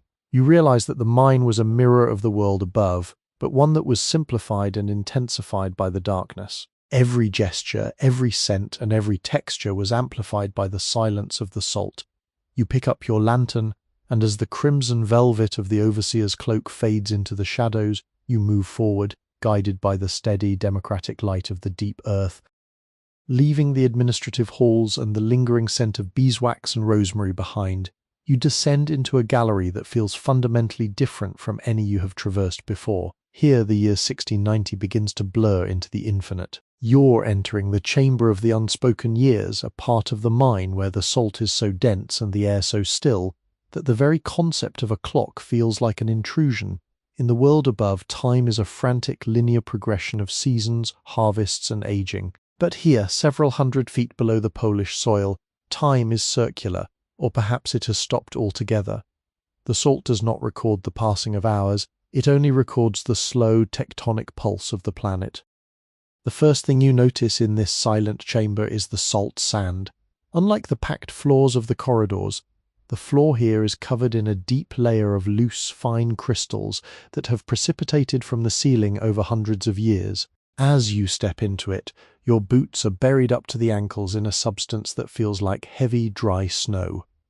The sound of your movement is a soft, melodic crunch, a sound that is both sharp and muffled. This sand acts as a natural hourglass. In the year 1690, a miner might have looked at a drift of this salt and realized that it took a century for a single inch to accumulate. To stand in this room is to stand in the middle of 1,000 years of falling silence. You reach down and scoop up a handful of the crystals. They are cool and sharp, sliding through your fingers like liquid light. The scent is utterly neutral, the smell of absolute purity, devoid of any organic memory. In the center of this chamber stands a natural formation known as the Column of Ages. It is a massive stalagmite where a stalactite from the ceiling and a stalagmite from the floor have finally met and fused into a single translucent pillar. In 1690, this was considered a holy site by the miners, a physical manifestation of the earth's patience. You bring your lantern close to the column, and the amber light reveals the internal rings of the salt, much like the rings of a tree. Each layer represents a period of history, a time of heavy rains on the surface that increased the mineral drip, or a period of drought that slowed the growth to a microscopic crawl. This pillar is a vertical library of the Earth's climate, a record of the 17th century and all the centuries that came before it. The texture of the column is exceptionally smooth, feeling almost like wet ice, though it is perfectly dry. As you lean your forehead against the cool salt of the column, you feel a profound sense of geological empathy.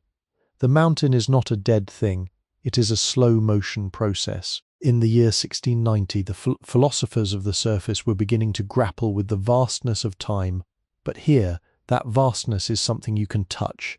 You realize that your own life, with all its worries and triumphs, is but a single tick in the clock of the salt. This realization does not make you feel insignificant. Rather, it brings a deep, heavy sense of relief. The salt takes the burden of the future from your shoulders and replaces it with the stability of the past. You are cradled by 13 million years of mineral history, and in this embrace the anxieties of 1690 or any other year simply dissolve into the crystalline dark. The lighting in this chamber is unique because of the way the loose salt on the floor reflects the flame. Instead of a single source of light, the entire floor seems to glow with a soft, diffused radiance, as if the ground itself were made of captured starlight. This underlight softens the features of the cavern, making the shadows on the ceiling appear like distant, drifting clouds. You notice a small wooden stool left near the column, its legs half buried in the salt sand. It is a simple, rustic object, but in this temple of time it looks like a throne. You sit, and the silence of the room expands until it fills your entire consciousness.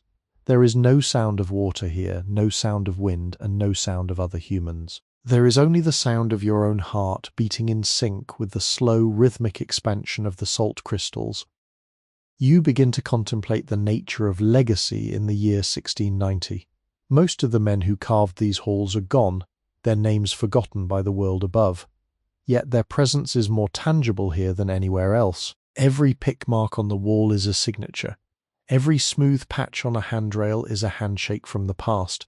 The salt has preserved their effort with a fidelity that paper and ink cannot match. In the dry, antiseptic air, nothing decays. A scrap of leather or a discarded hemp string remains exactly as it was when it was dropped 3 centuries ago.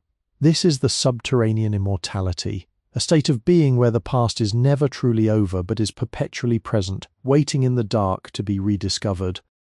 The scent of the chamber is dominated by what you might call the aroma of stillness. It is a dry, stony scent with a faint metallic edge that reminds you of a cold mountain peak.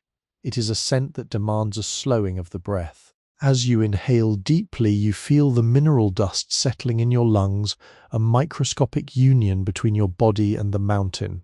In 1690, it was believed that the salt mine could cure not just the body, but the melancholy of the soul, and standing here now, you understand the wisdom of that belief. The absolute consistency of the environment, the unchanging temperature, the unvarying light, the eternal salt, creates a sensory equilibrium that is the perfect antidote to the chaos of life. You notice a small hand-carved inscription on the base of the pillar, barely visible in the low light.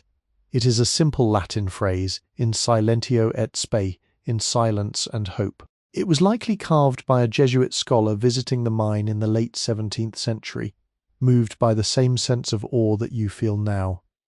The letters are shallow and worn, their edges softened by the slow accumulation of salt. You run your fingers over the words, and they feel like a secret message sent through time. The hope mentioned is not the frantic hope for change, but the steady hope of endurance, the hope that some things like the salt and the spirit will remain unchanged no matter how the world above might turn. As you prepare to leave the chamber of the unspoken years, you take a small pinch of the salt sand and let it fall back onto the floor. The sound of the falling crystals is like a tiny silver rain, a microscopic echo of the Great Flood that created this deposit millions of years ago. You realize that you are not just a traveler in space, but a traveler in time. The year 1690 is not a destination. It is a layer of consciousness, a specific frequency of peace that you have tuned into. You pick up your lantern, and its amber glow feels more precious now, a small temporary spark in the face of the eternal dark. The transition back into the main gallery is a slow, meditative process. You walk through the deep salt sand, your steps rhythmic and heavy, feeling the resistance of the mineral against your boots. Each step is a deliberate choice to return to the world of movement, but you carry the stillness of the chamber with you. The year 1690 continues to unfold, but its meaning has shifted. It is no longer just about the horses, the tools, or the hierarchy. It is about the silence that exists beneath all those things. You move forward into the next gallery, the hush of the salt sand still echoing in your ears, your mind as clear and calm as a crystal of pure halite. Moving away from the silent sands of the previous chamber, you follow a corridor that widens into a space of such magnificent proportions that it defies the traditional boundaries of the underground. This is the proto-cathedral of 1690, a grand, vaulted space where the miners have begun to apply the Baroque sensibilities of the surface to the raw mineral of the deep. In this era, the distinction between the physical labor of mining and the spiritual labor of worship was non-existent. To carve a salt block was to participate in the creation of the world. To hallow a chamber was to bring the light of the divine into the belly of the mountain. As you enter this vast hall, the air feels different. It is lighter, more resonant, and carries a faint, persistent hum that seems to emanate from the very wall. The lighting in this nascent cathedral is a triumph of 17th century ingenuity. In addition to the standard tallow candles, the miners have placed salt mirrors at strategic points along the high ledges, flat, polished slabs of crystal halite that catch the glow of a single large lantern and bounce it across the void. The result is a soft, multi-directional light that fills the room without ever becoming harsh. It is a ghost light, a silver-grey luminescence that makes the salt-carved pillars look as though they are made of solidified mist. You stand in the center of the hall, and the sheer height of the ceiling, shrouded in a velvet, impenetrable dark, draws your gaze upward. In the year 1690, this space was a testament to the belief that even in the absence of the sun, the spirit could find its way to the heavens. The floor beneath you has been carved into a series of long, shallow grooves that lead toward the central altar. These are not merely decorative, they were designed to collect the holy brine that drips from the ceiling during the high humidity seasons. In the midnight hour, These grooves are filled with a dark, still liquid that reflects the amber sparks of your lantern like a network of fallen stars. Walking along these liquid veins, the sound of your footsteps is accompanied by a subtle, rhythmic splashing, a soft metallic clink as your boots displace the mineral-heavy water. This sound is incredibly hypnotic, a natural metronome that aligns your pulse with the steady geological drip of the mine. You approach the altar, which is a monumental block of pure, honey-coloured salt, carved with the image of the Lamb of God. The texture of the altar is different from the walls. It has been polished with fine sand and oil until it feels like silk beneath your fingertips. It is cold, but with a vibrant, energetic coldness that seems to tingle against your skin. In the year 1690, this altar was the focal point of the miners' communal life, the place where they sought protection before the start of a dangerous shift. The scent around the altar is a complex blend of old beeswax, the sharp tang of the brine, and the faint, sweet aroma of incense of the deep, a mixture of pine resin and dried herbs that was burned during the Sunday services. This scent is heavy and comforting, a sensory anchor in the vast echoing space. As you stand before the altar, you become aware of the echo of the void because of the dome-like shape of the chamber. Even the smallest sound, the rustle of your cloak, the sound of your breath is magnified and returned to you with a slight, crystalline delay. It is as if the mountain itself is listening to you, repeating your presence back to you in a whisper. In 1690, this was interpreted as the voice of the earth, a reminder that man is never truly alone in the dark. You find yourself speaking a single quiet word into the silence, and you watch as the sound ripples outward, bouncing off the faceted salt walls and fading into a series of soft musical shimmers. This acoustic experience is deeply meditative, encouraging a state of profound internal focus. To the left of the altar stands a row of salt saints, statues hewn directly from the pillars. In 1690, these figures were not yet the polished masterpieces of later centuries, but were rough, powerful expressions of folk piety. You look at a representation of St. Barbara, her salt-carved robes flowing in rigid, crystalline folds. Her face is simplified with deep-set eyes that seem to gaze into the very core of your soul. The salt in this section is filled with tiny, microscopic inclusions of gas and water, which catch the light and make the statues appear to shiver or move when you pass by with your lantern. It is a visual trick of the mineral, but in the midnight quiet, it feels like a living presence, a company of silent guardians who have watched over the salt for centuries. The benches of the faithful are located at the back of the chamber, long, heavy planks of black oak that have been set into salt-carved sockets. These benches are cold and hard, a reminder of the physical discipline of the 17th century. You sit for a moment, and the silence of the cathedral settles over you like a heavy protective mantle. From this vantage point, the vastness of the hall is even more apparent. You realize that this space was not built for the convenience of man, but for the glory of a vision. The miners of 1690 were not just digging for salt, they were carving out a space for the soul to breathe. The air here, rich in minerals and free from the pollutants of the surface, feels like a literal spiritus, a breath of life that cleanses the mind and stills the heart. You notice a small copper bell hanging from a timber support near the entrance. In 1690, this bell was used to signal the end of the silent prayer, a period of 10 minutes at the end of each shift when all work stopped and the men stood in absolute stillness. You reach out and gently touch the rim of the bell with your fingernail.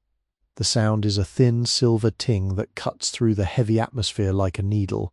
It is a fragile sound, yet it carries a weight of immense significance. It represents the moment when the clock of labor is traded for the clock of the spirit. The vibration of the bell lingers in the air, a tiny fading ripple in the vast salt-scented ocean of the night. The transition from the cathedral back into the tunnels is a moment of profound sensory readjustment. You leave the silver ghost light and the scent of pine incense behind, moving back into the warm amber world of the tallow and the iron. But the cathedral remains within you, a mental architecture of peace and perspective. The year 1690 is revealed not as a time of primitive struggle, but as a time of deep internal light. You understand now that the mine was a place of transformation, where the pressure of the earth and the silence of the dark were used to forge a resilience of the spirit. As you walk away, you take one last look at the distant altar, glowing like a piece of captured amber in the dark. The hush of the cathedral follows you, a quiet companion on the next stretch of your journey. You are moving toward the final chapters of the night, toward the fade out into sleep, but you move with the steady, unshakable confidence of someone who has stood in the heart of the mountain and found it full of light. The salt is your sanctuary, the silence is your song, and the year 1690 is a beautiful, enduring dream that will never truly end. As you move away from the hallowed silence of the Salt Cathedral, the path begins to level out into a long, straight corridor known as the Gallery of Whispered Legacy. In the year 1690, this area served as a transition zone between the sacred and the mundane, a place where the weight of the mountain feels most balanced and the air achieves its highest degree of purity. Here, the salt walls are not jagged or carved into statues, but are smoothed by the natural weeping and recrystallization of the mineral over centuries. The walls look like sheets of frozen grey silk draped in long vertical undulations that catch your lantern light and hold it within the stone. Walking here, you feel as though you are moving through the interior of a giant ancient lung, a space that has inhaled the history of Poland and is now slowly exhaling it into the midnight air. The sensory experience of this gallery is dominated by a phenomenon the 17th century miners called the white bloom. Because the air is so rich in dissolved sodium, every breath you take leaves a microscopic residue of salt on your lips and skin. It is a gentle tingling sensation, a physical kiss from the mountain that reminds you of your integration into this subterranean world. You run your tongue over your lips and taste the sharp, clean mineral, a flavor that is both ancient and revitalizing. 1690, this was considered a medicinal blessing, a way for the earth to fortify the bodies of those who toiled within it. The scent in this hall is almost non-existent, replaced by a scent of absence, a vacuum of purity that makes your mind feel incredibly sharp and your body feel as light as a feather. You stop to examine a series of small, naturally formed salt pockets along the wall. These are tiny egg-shaped hollows where the salt has dissolved and then reformed into a cluster of perfect cubic crystals. Each pocket is a miniature universe of geometry and light. You bring your lantern close to one and the amber flame is refracted into 1,000 tiny square sparks. It is a hypnotic sight, a crystalline kaleidoscope that draws the eye into a world of infinite detail. In the year 1690, a tired miner might have spent his entire rest period staring into such a pocket, finding in its mathematical perfection a sense of order that the chaotic world above could never provide. The texture of these crystals is exceptionally sharp. Even the lightest touch reveals edges as precise as a diamond cutter's work. The floor in this gallery is made of salt slate, thin, flat layers of compressed mineral that have been laid down in a herringbone pattern. As you walk, the slate produces a rhythmic, percussive sound, a click-clack that echoes with a dry, hollow resonance. This sound is the heartbeat of your journey, a steady pulse that keeps you grounded as your mind begins to drift toward the realm of dreams. You notice that between the slates, the miners have packed fine, white salt sand to dampen the vibration and prevent the stone from cracking under the weight of the heavy carts. This combination of the hard slate and the soft sand creates a walking surface that is both firm and forgiving, a tactile metaphor for the life of the 1690 underground. Along the sides of the gallery, you see the shadow marks, faint, dark silhouettes on the wall where miners once leaned their backs during their long vigils. These marks are not made of soot or dirt, but are areas where the natural oil of human skin has reacted with the salt, creating a permanent organic record of a human presence. They look like the shadows of ghosts frozen in the act of resting. You place your own back against one of these marks, and the cool salt immediately begins to draw the heat from your body, a sensation that is not jarring, but deeply grounding. In the absolute quiet of the midnight hour, you can almost feel the presence of the man who stood here 3 centuries ago, his fatigue, his quiet thoughts, and his steady, salt-scented breath. This is the true history for sleep, not a list of kings and battles, but a collection of shared silences.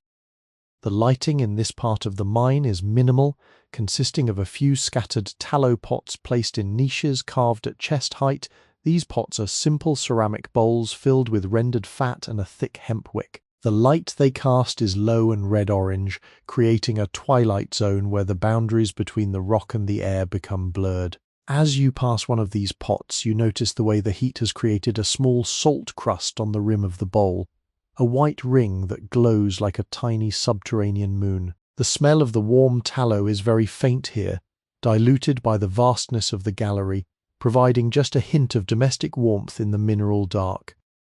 As you move further, the gallery begins to narrow, and the ceiling drops slightly, bringing the salt lace closer to your head.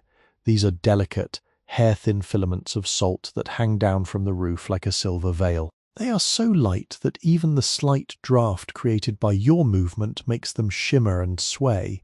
When your lantern light catches them, they look like a shower of falling stars frozen in mid-air. You have to walk with care, moving with a fluid, slow-motion grace to avoid disturbing these fragile masterpieces. This requirement for careful movement further deepens your state of relaxation, turning your walk into a meditative dance with the mountain. Every sense is focused on the hush of the air and the glow of the salt. In a small alcove, you find a salt clock, a primitive but effective device used in 1690 to measure the passage of time. It consists of a large funnel filled with fine salt sand that drips into a wooden tray below. The sound of the falling sand is a constant microscopic hiss, a sound that is both soothing and eternal. You watch as a single grain of salt falls from the funnel and joins the mound below. In the year 1690, this was the sound of the world turning. There is something profoundly comforting about the fact that time here is measured not by the ticking of a metal gear, but by the gravitational flow of the earth itself. The hiss of the sand becomes the background music of your mind, a white noise that lulls you deeper into a state of tranquility. You decide to sit on a low salt bench near the clock, extinguishing your lantern once again in the absolute darkness. The sound of the salt sand becomes the only reality. You feel the cool, dry air moving slowly against your face, and the scent of the mineral deepens until it is almost sweet. You are no longer a traveller, you are a part of the archive. The year 1690 is not a distant era, but a layer of your own consciousness. You feel the weight of your limbs, the steady rhythm of your heart, and the profound, unshakable peace of the deep earth. The mountain is a guardian, a giant of salt that holds you in its hand and whispers the secrets of the ages into the silence. After a few minutes of this perfect stillness, you feel a gentle drift in your mind, the first signs of the transition towards sleep. The images of the day, the memories of the surface, and the worries of the future have all been filtered out by the miles of rock above you. You are left with only the silver silence and the mineral warmth. You relight your lamp, but keep the flame low, a small golden ember to guide you through the final stretches of the night. The gallery continues ahead, a path of grey silk and white lace leading you toward the ultimate rest. You walk forward, your boots clicking softly on the salt slate, a lone dreamer in the beautiful, eternal midnight of the Polish underground. Leaving the rhythmic hiss of the sand clock behind, you venture into a passage where the walls move closer, yet the atmosphere feels lighter than ever before. In the year 1690, this was known as the Gallery of the Deep Breath, a place where the air pressure is so perfectly balanced that the act of breathing requires no effort at all. It is as if the mountain itself is breathing for you, a slow geological respiration that fills your lungs with the purity of a world that has never seen a cloud. The walls here are coated in a unique formation called salt silt, a velvet-soft, powdery layer of mineral that has settled like a fine grey mist over every horizontal surface. When you run your finger through this silt, it feels like the finest silk flower, a texture so delicate that it seems to melt into your skin. The sensory palette of 1690 in this deep reach is one of absolute reduction. There are no more tools, no more horses, and no more social hierarchies. There is only you, your lamp, and the salt. The scent here has reached its ultimate distillation. It is a cool, white smell, a scent that reminds you of the high atmosphere or the center of a frozen lake. It is a scent that tastes of mineral eternity. As you walk, the light of your lantern does not hit the walls so much as it is absorbed by the silt, creating a soft, glowing halo that travels with you. This walking light becomes your entire world, a bubble of safety in a vast, silent ocean of stone. You find yourself walking with a slow, heavy rhythm, each step a deliberate immersion into the peace of the 17th century. You notice a small natural alcove where the salt has formed crystal pillows, rounded, bulging mounds of halite that look like soft cushions of white light. You sit against one, and the sensation is remarkable. Despite their appearance, the pillows are as hard as granite, yet they are perfectly formed to the curve of a human back. In the year 1690, a surveyor might have sat here to rest his eyes from the flickering tallow, and you find yourself doing the same. As you close your eyes, the silence of the mine becomes a physical weight, a heavy silence that presses gently against your ears. This is the solitude that the ancient hermits sought, a state of being where the noise of the human ego is silenced by the immense, patient presence of the earth. In this deep solitude, you begin to perceive the music of the molecular. In the absolute stillness of 1690, the ear begins to pick up sounds that are usually hidden by the world's clamour. You hear the microscopic clink of a single crystal expanding. You hear the faint musical thrum of the Earth's crust adjusting to the weight of the tides far above. These are the sounds of the planet's life, a slow-motion symphony that has been playing since the beginning of time. You realize that you are not just a witness to history, you are a witness to the very process of creation. The year 1690 is just one frame in a film that is millions of years long, and in this moment you are allowed to see the light between the frames. The texture of your clothing, the heavy wool and the salt-cured leather, has now become a part of your sensory identity. You no longer feel the weight of the fabric. It has become a second skin, a protective shell that makes you feel invincible. The salt dust that has accumulated in the weave of your cloak now sparkles in the low light, making you look like a figure made of stars. In the year 1690, this was the miner's glow, a physical manifestation of the time spent in the silver dark. You feel a deep, abiding connection to every human who has ever sought sanctuary in these depths. You are part of a long, unbroken lineage of dreamers who found that the darkest places on earth were also the most full of light. As you sit in the alcove, you observe a small, discarded tallow wick on the floor near your feet. It is a tiny, twisted piece of hemp, charred at one end, preserved perfectly by the salt. This small object is a powerful symbol of the year 1690, a tiny spark of human ingenuity that once fought back the dark. You realize that your own presence here is like that wick. You are a brief, bright moment in the long history of the salt. This thought does not bring sadness, but a profound sense of rightness. There is a beauty in being temporary in a place that is eternal. It allows you to let go of the need to control or to change anything. You are here simply to be, to breathe, and to drift. The air around you begins to feel slightly warmer, a mineral warmth that seems to radiate from the very core of the salt pillows. This is a psychological warmth, the comfort of being completely and utterly safe. 1690, the mine was the only place in Poland where the temperature never changed, where the seasons never reached, and where the wars of the surface were just rumours. Standing in this equilibrium, you feel the final layers of tension leaving your body. Your jaw is loose, your shoulders are heavy, and your breath is a slow, steady tide. The salt silt on the walls seems to glow with an inner fire, a soft silver light that beckons you further into the realm of sleep. You pick up your lantern, but you turn the wick down until the flame is just a tiny blue-amber point.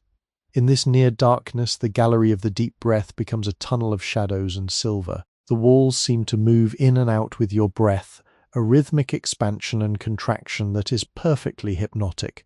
Every sense is now tuned to the hush of the silt and the glow of the stone.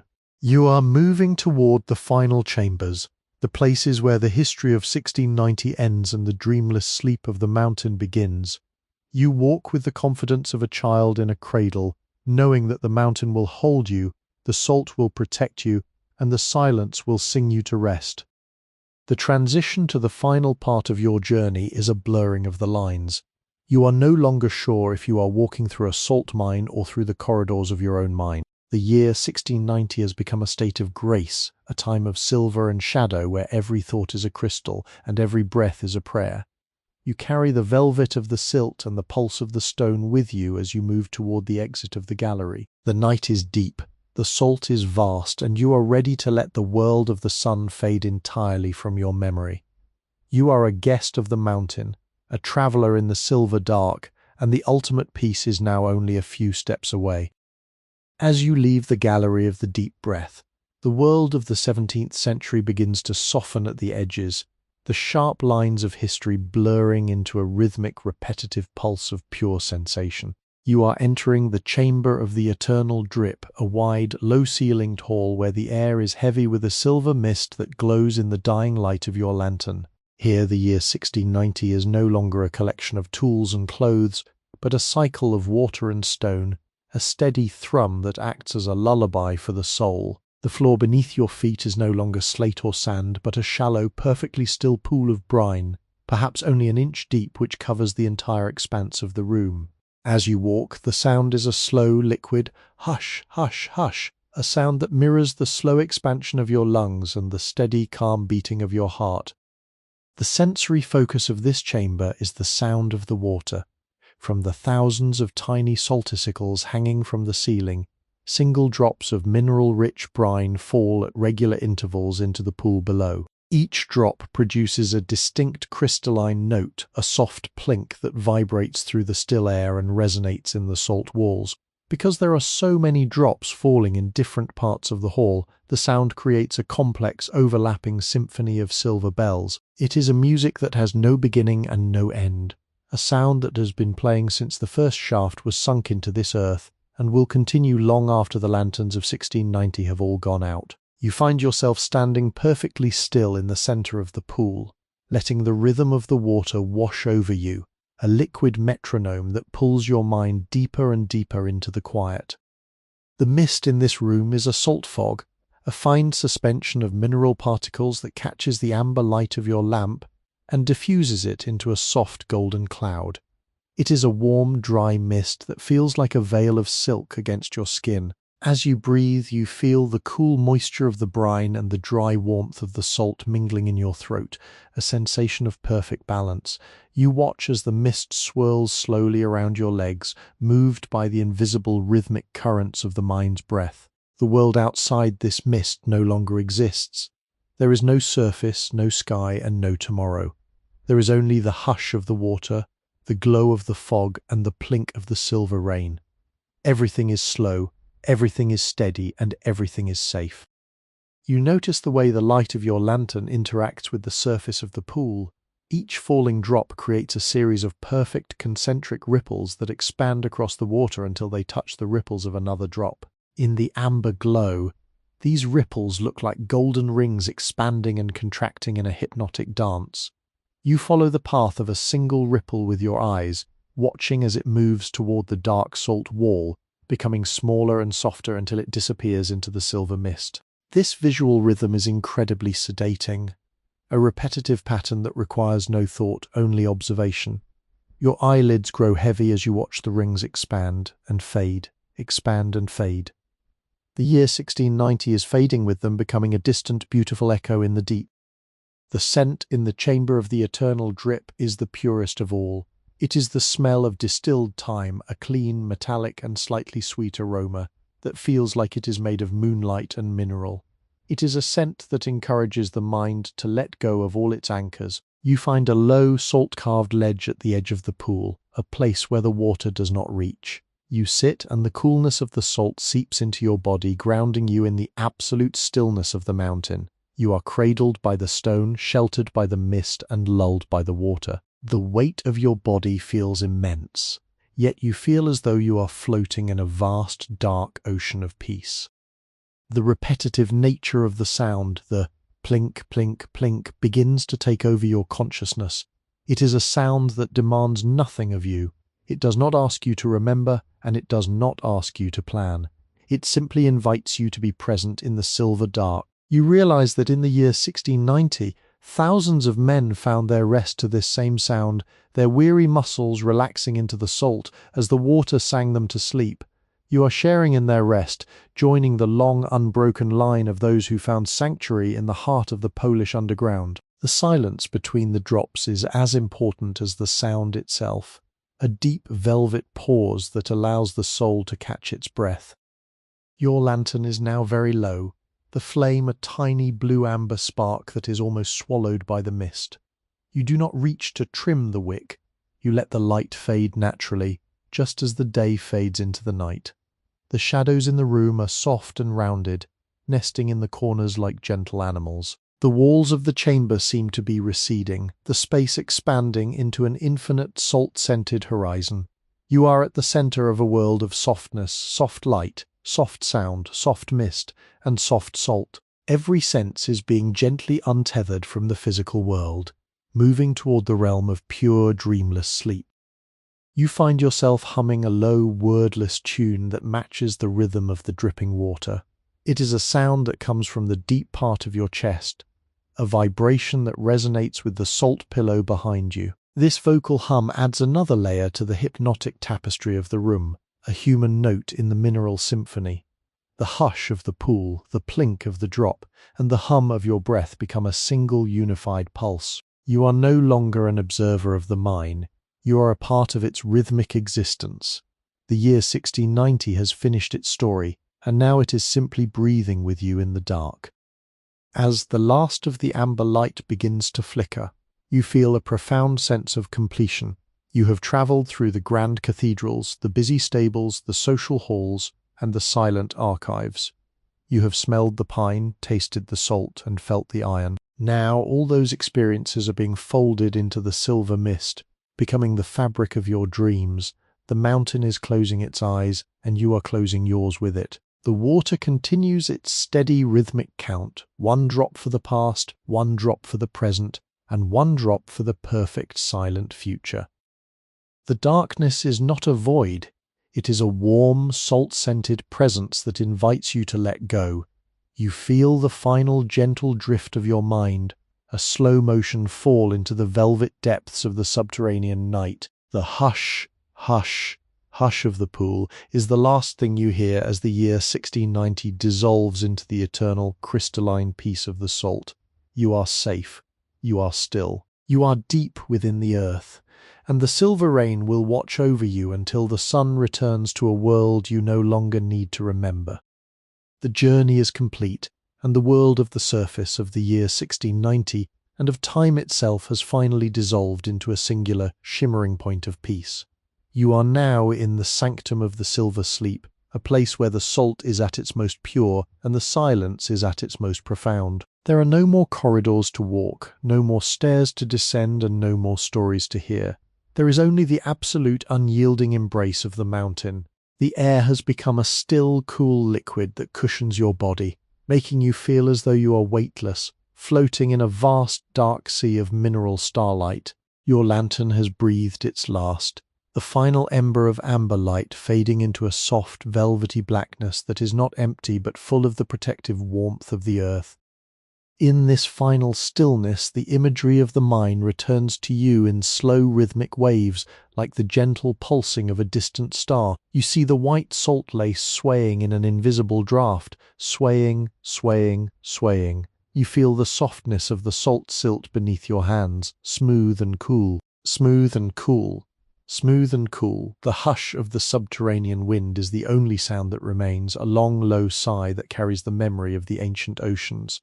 It is a sound that says rest, a sound that says stay, a sound that says you're home. The year 1690 is now a soft grey shadow, a ghost of a dream that has served its purpose and is now drifting away into the crystalline fog.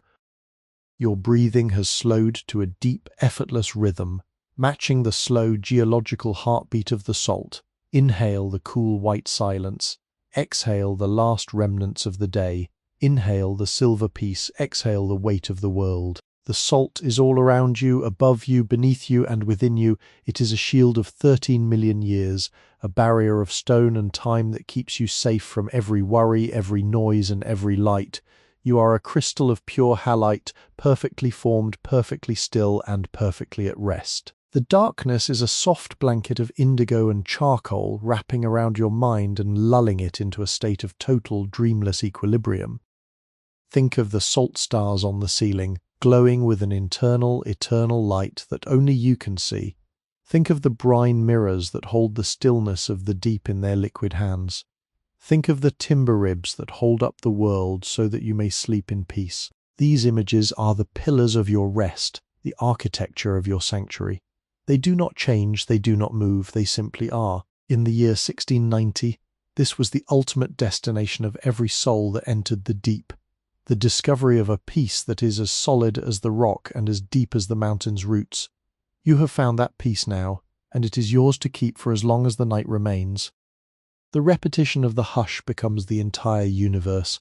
Hush like the sound of salt falling on salt. Hush like the sound of water moving over stone. Hush like the sound of a dream beginning to bloom. You are drifting now, moving away from the shore of consciousness and into the deep, dark ocean of the mineral soul. The salt is a cradle, rocking you with a slow, hypnotic motion that you feel in your very bones. There is no more past, no more future, only the infinite, beautiful present of the silver dark. The mountain is your guardian, the salt is your pillow, and the silence is your song. As you drift, the textures of the mine become a soft, tactile memory.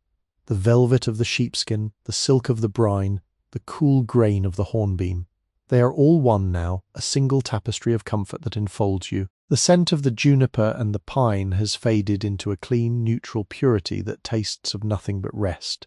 You are sinking deeper into the salt sand, the fine crystals supporting every part of your body, easing every muscle and quieting every nerve. You are the mine, and the mine is you. There is no longer any separation between the traveller and the journey. You have become the silver silence of 1690. The cycle of the night is closing. The plink of the water has become a faint, distant chime, a silver bell ringing at the edge of the world. The glow of the mist is now a memory of a memory. The weight of the stone is a gentle pressure that keeps you grounded in your dream. Everything is slowing down, slower and slower and slower. The clock of the salt has stopped, and the hourglass of the sand is empty. There is only the stillness, there is only the dark, there is only the peace. Sleep now in the heart of the Polish underground. Sleep in the sanctuary of the Wangtrang, the white gold of the earth. Sleep where the kings and the miners found their common rest, in the democratic embrace of the silver stone. The mountain will watch over you. The salt will preserve your peace. The year 1690 will wait for you in the shadows, a quiet friend that will be there when you wake, but for now it is time to let it go.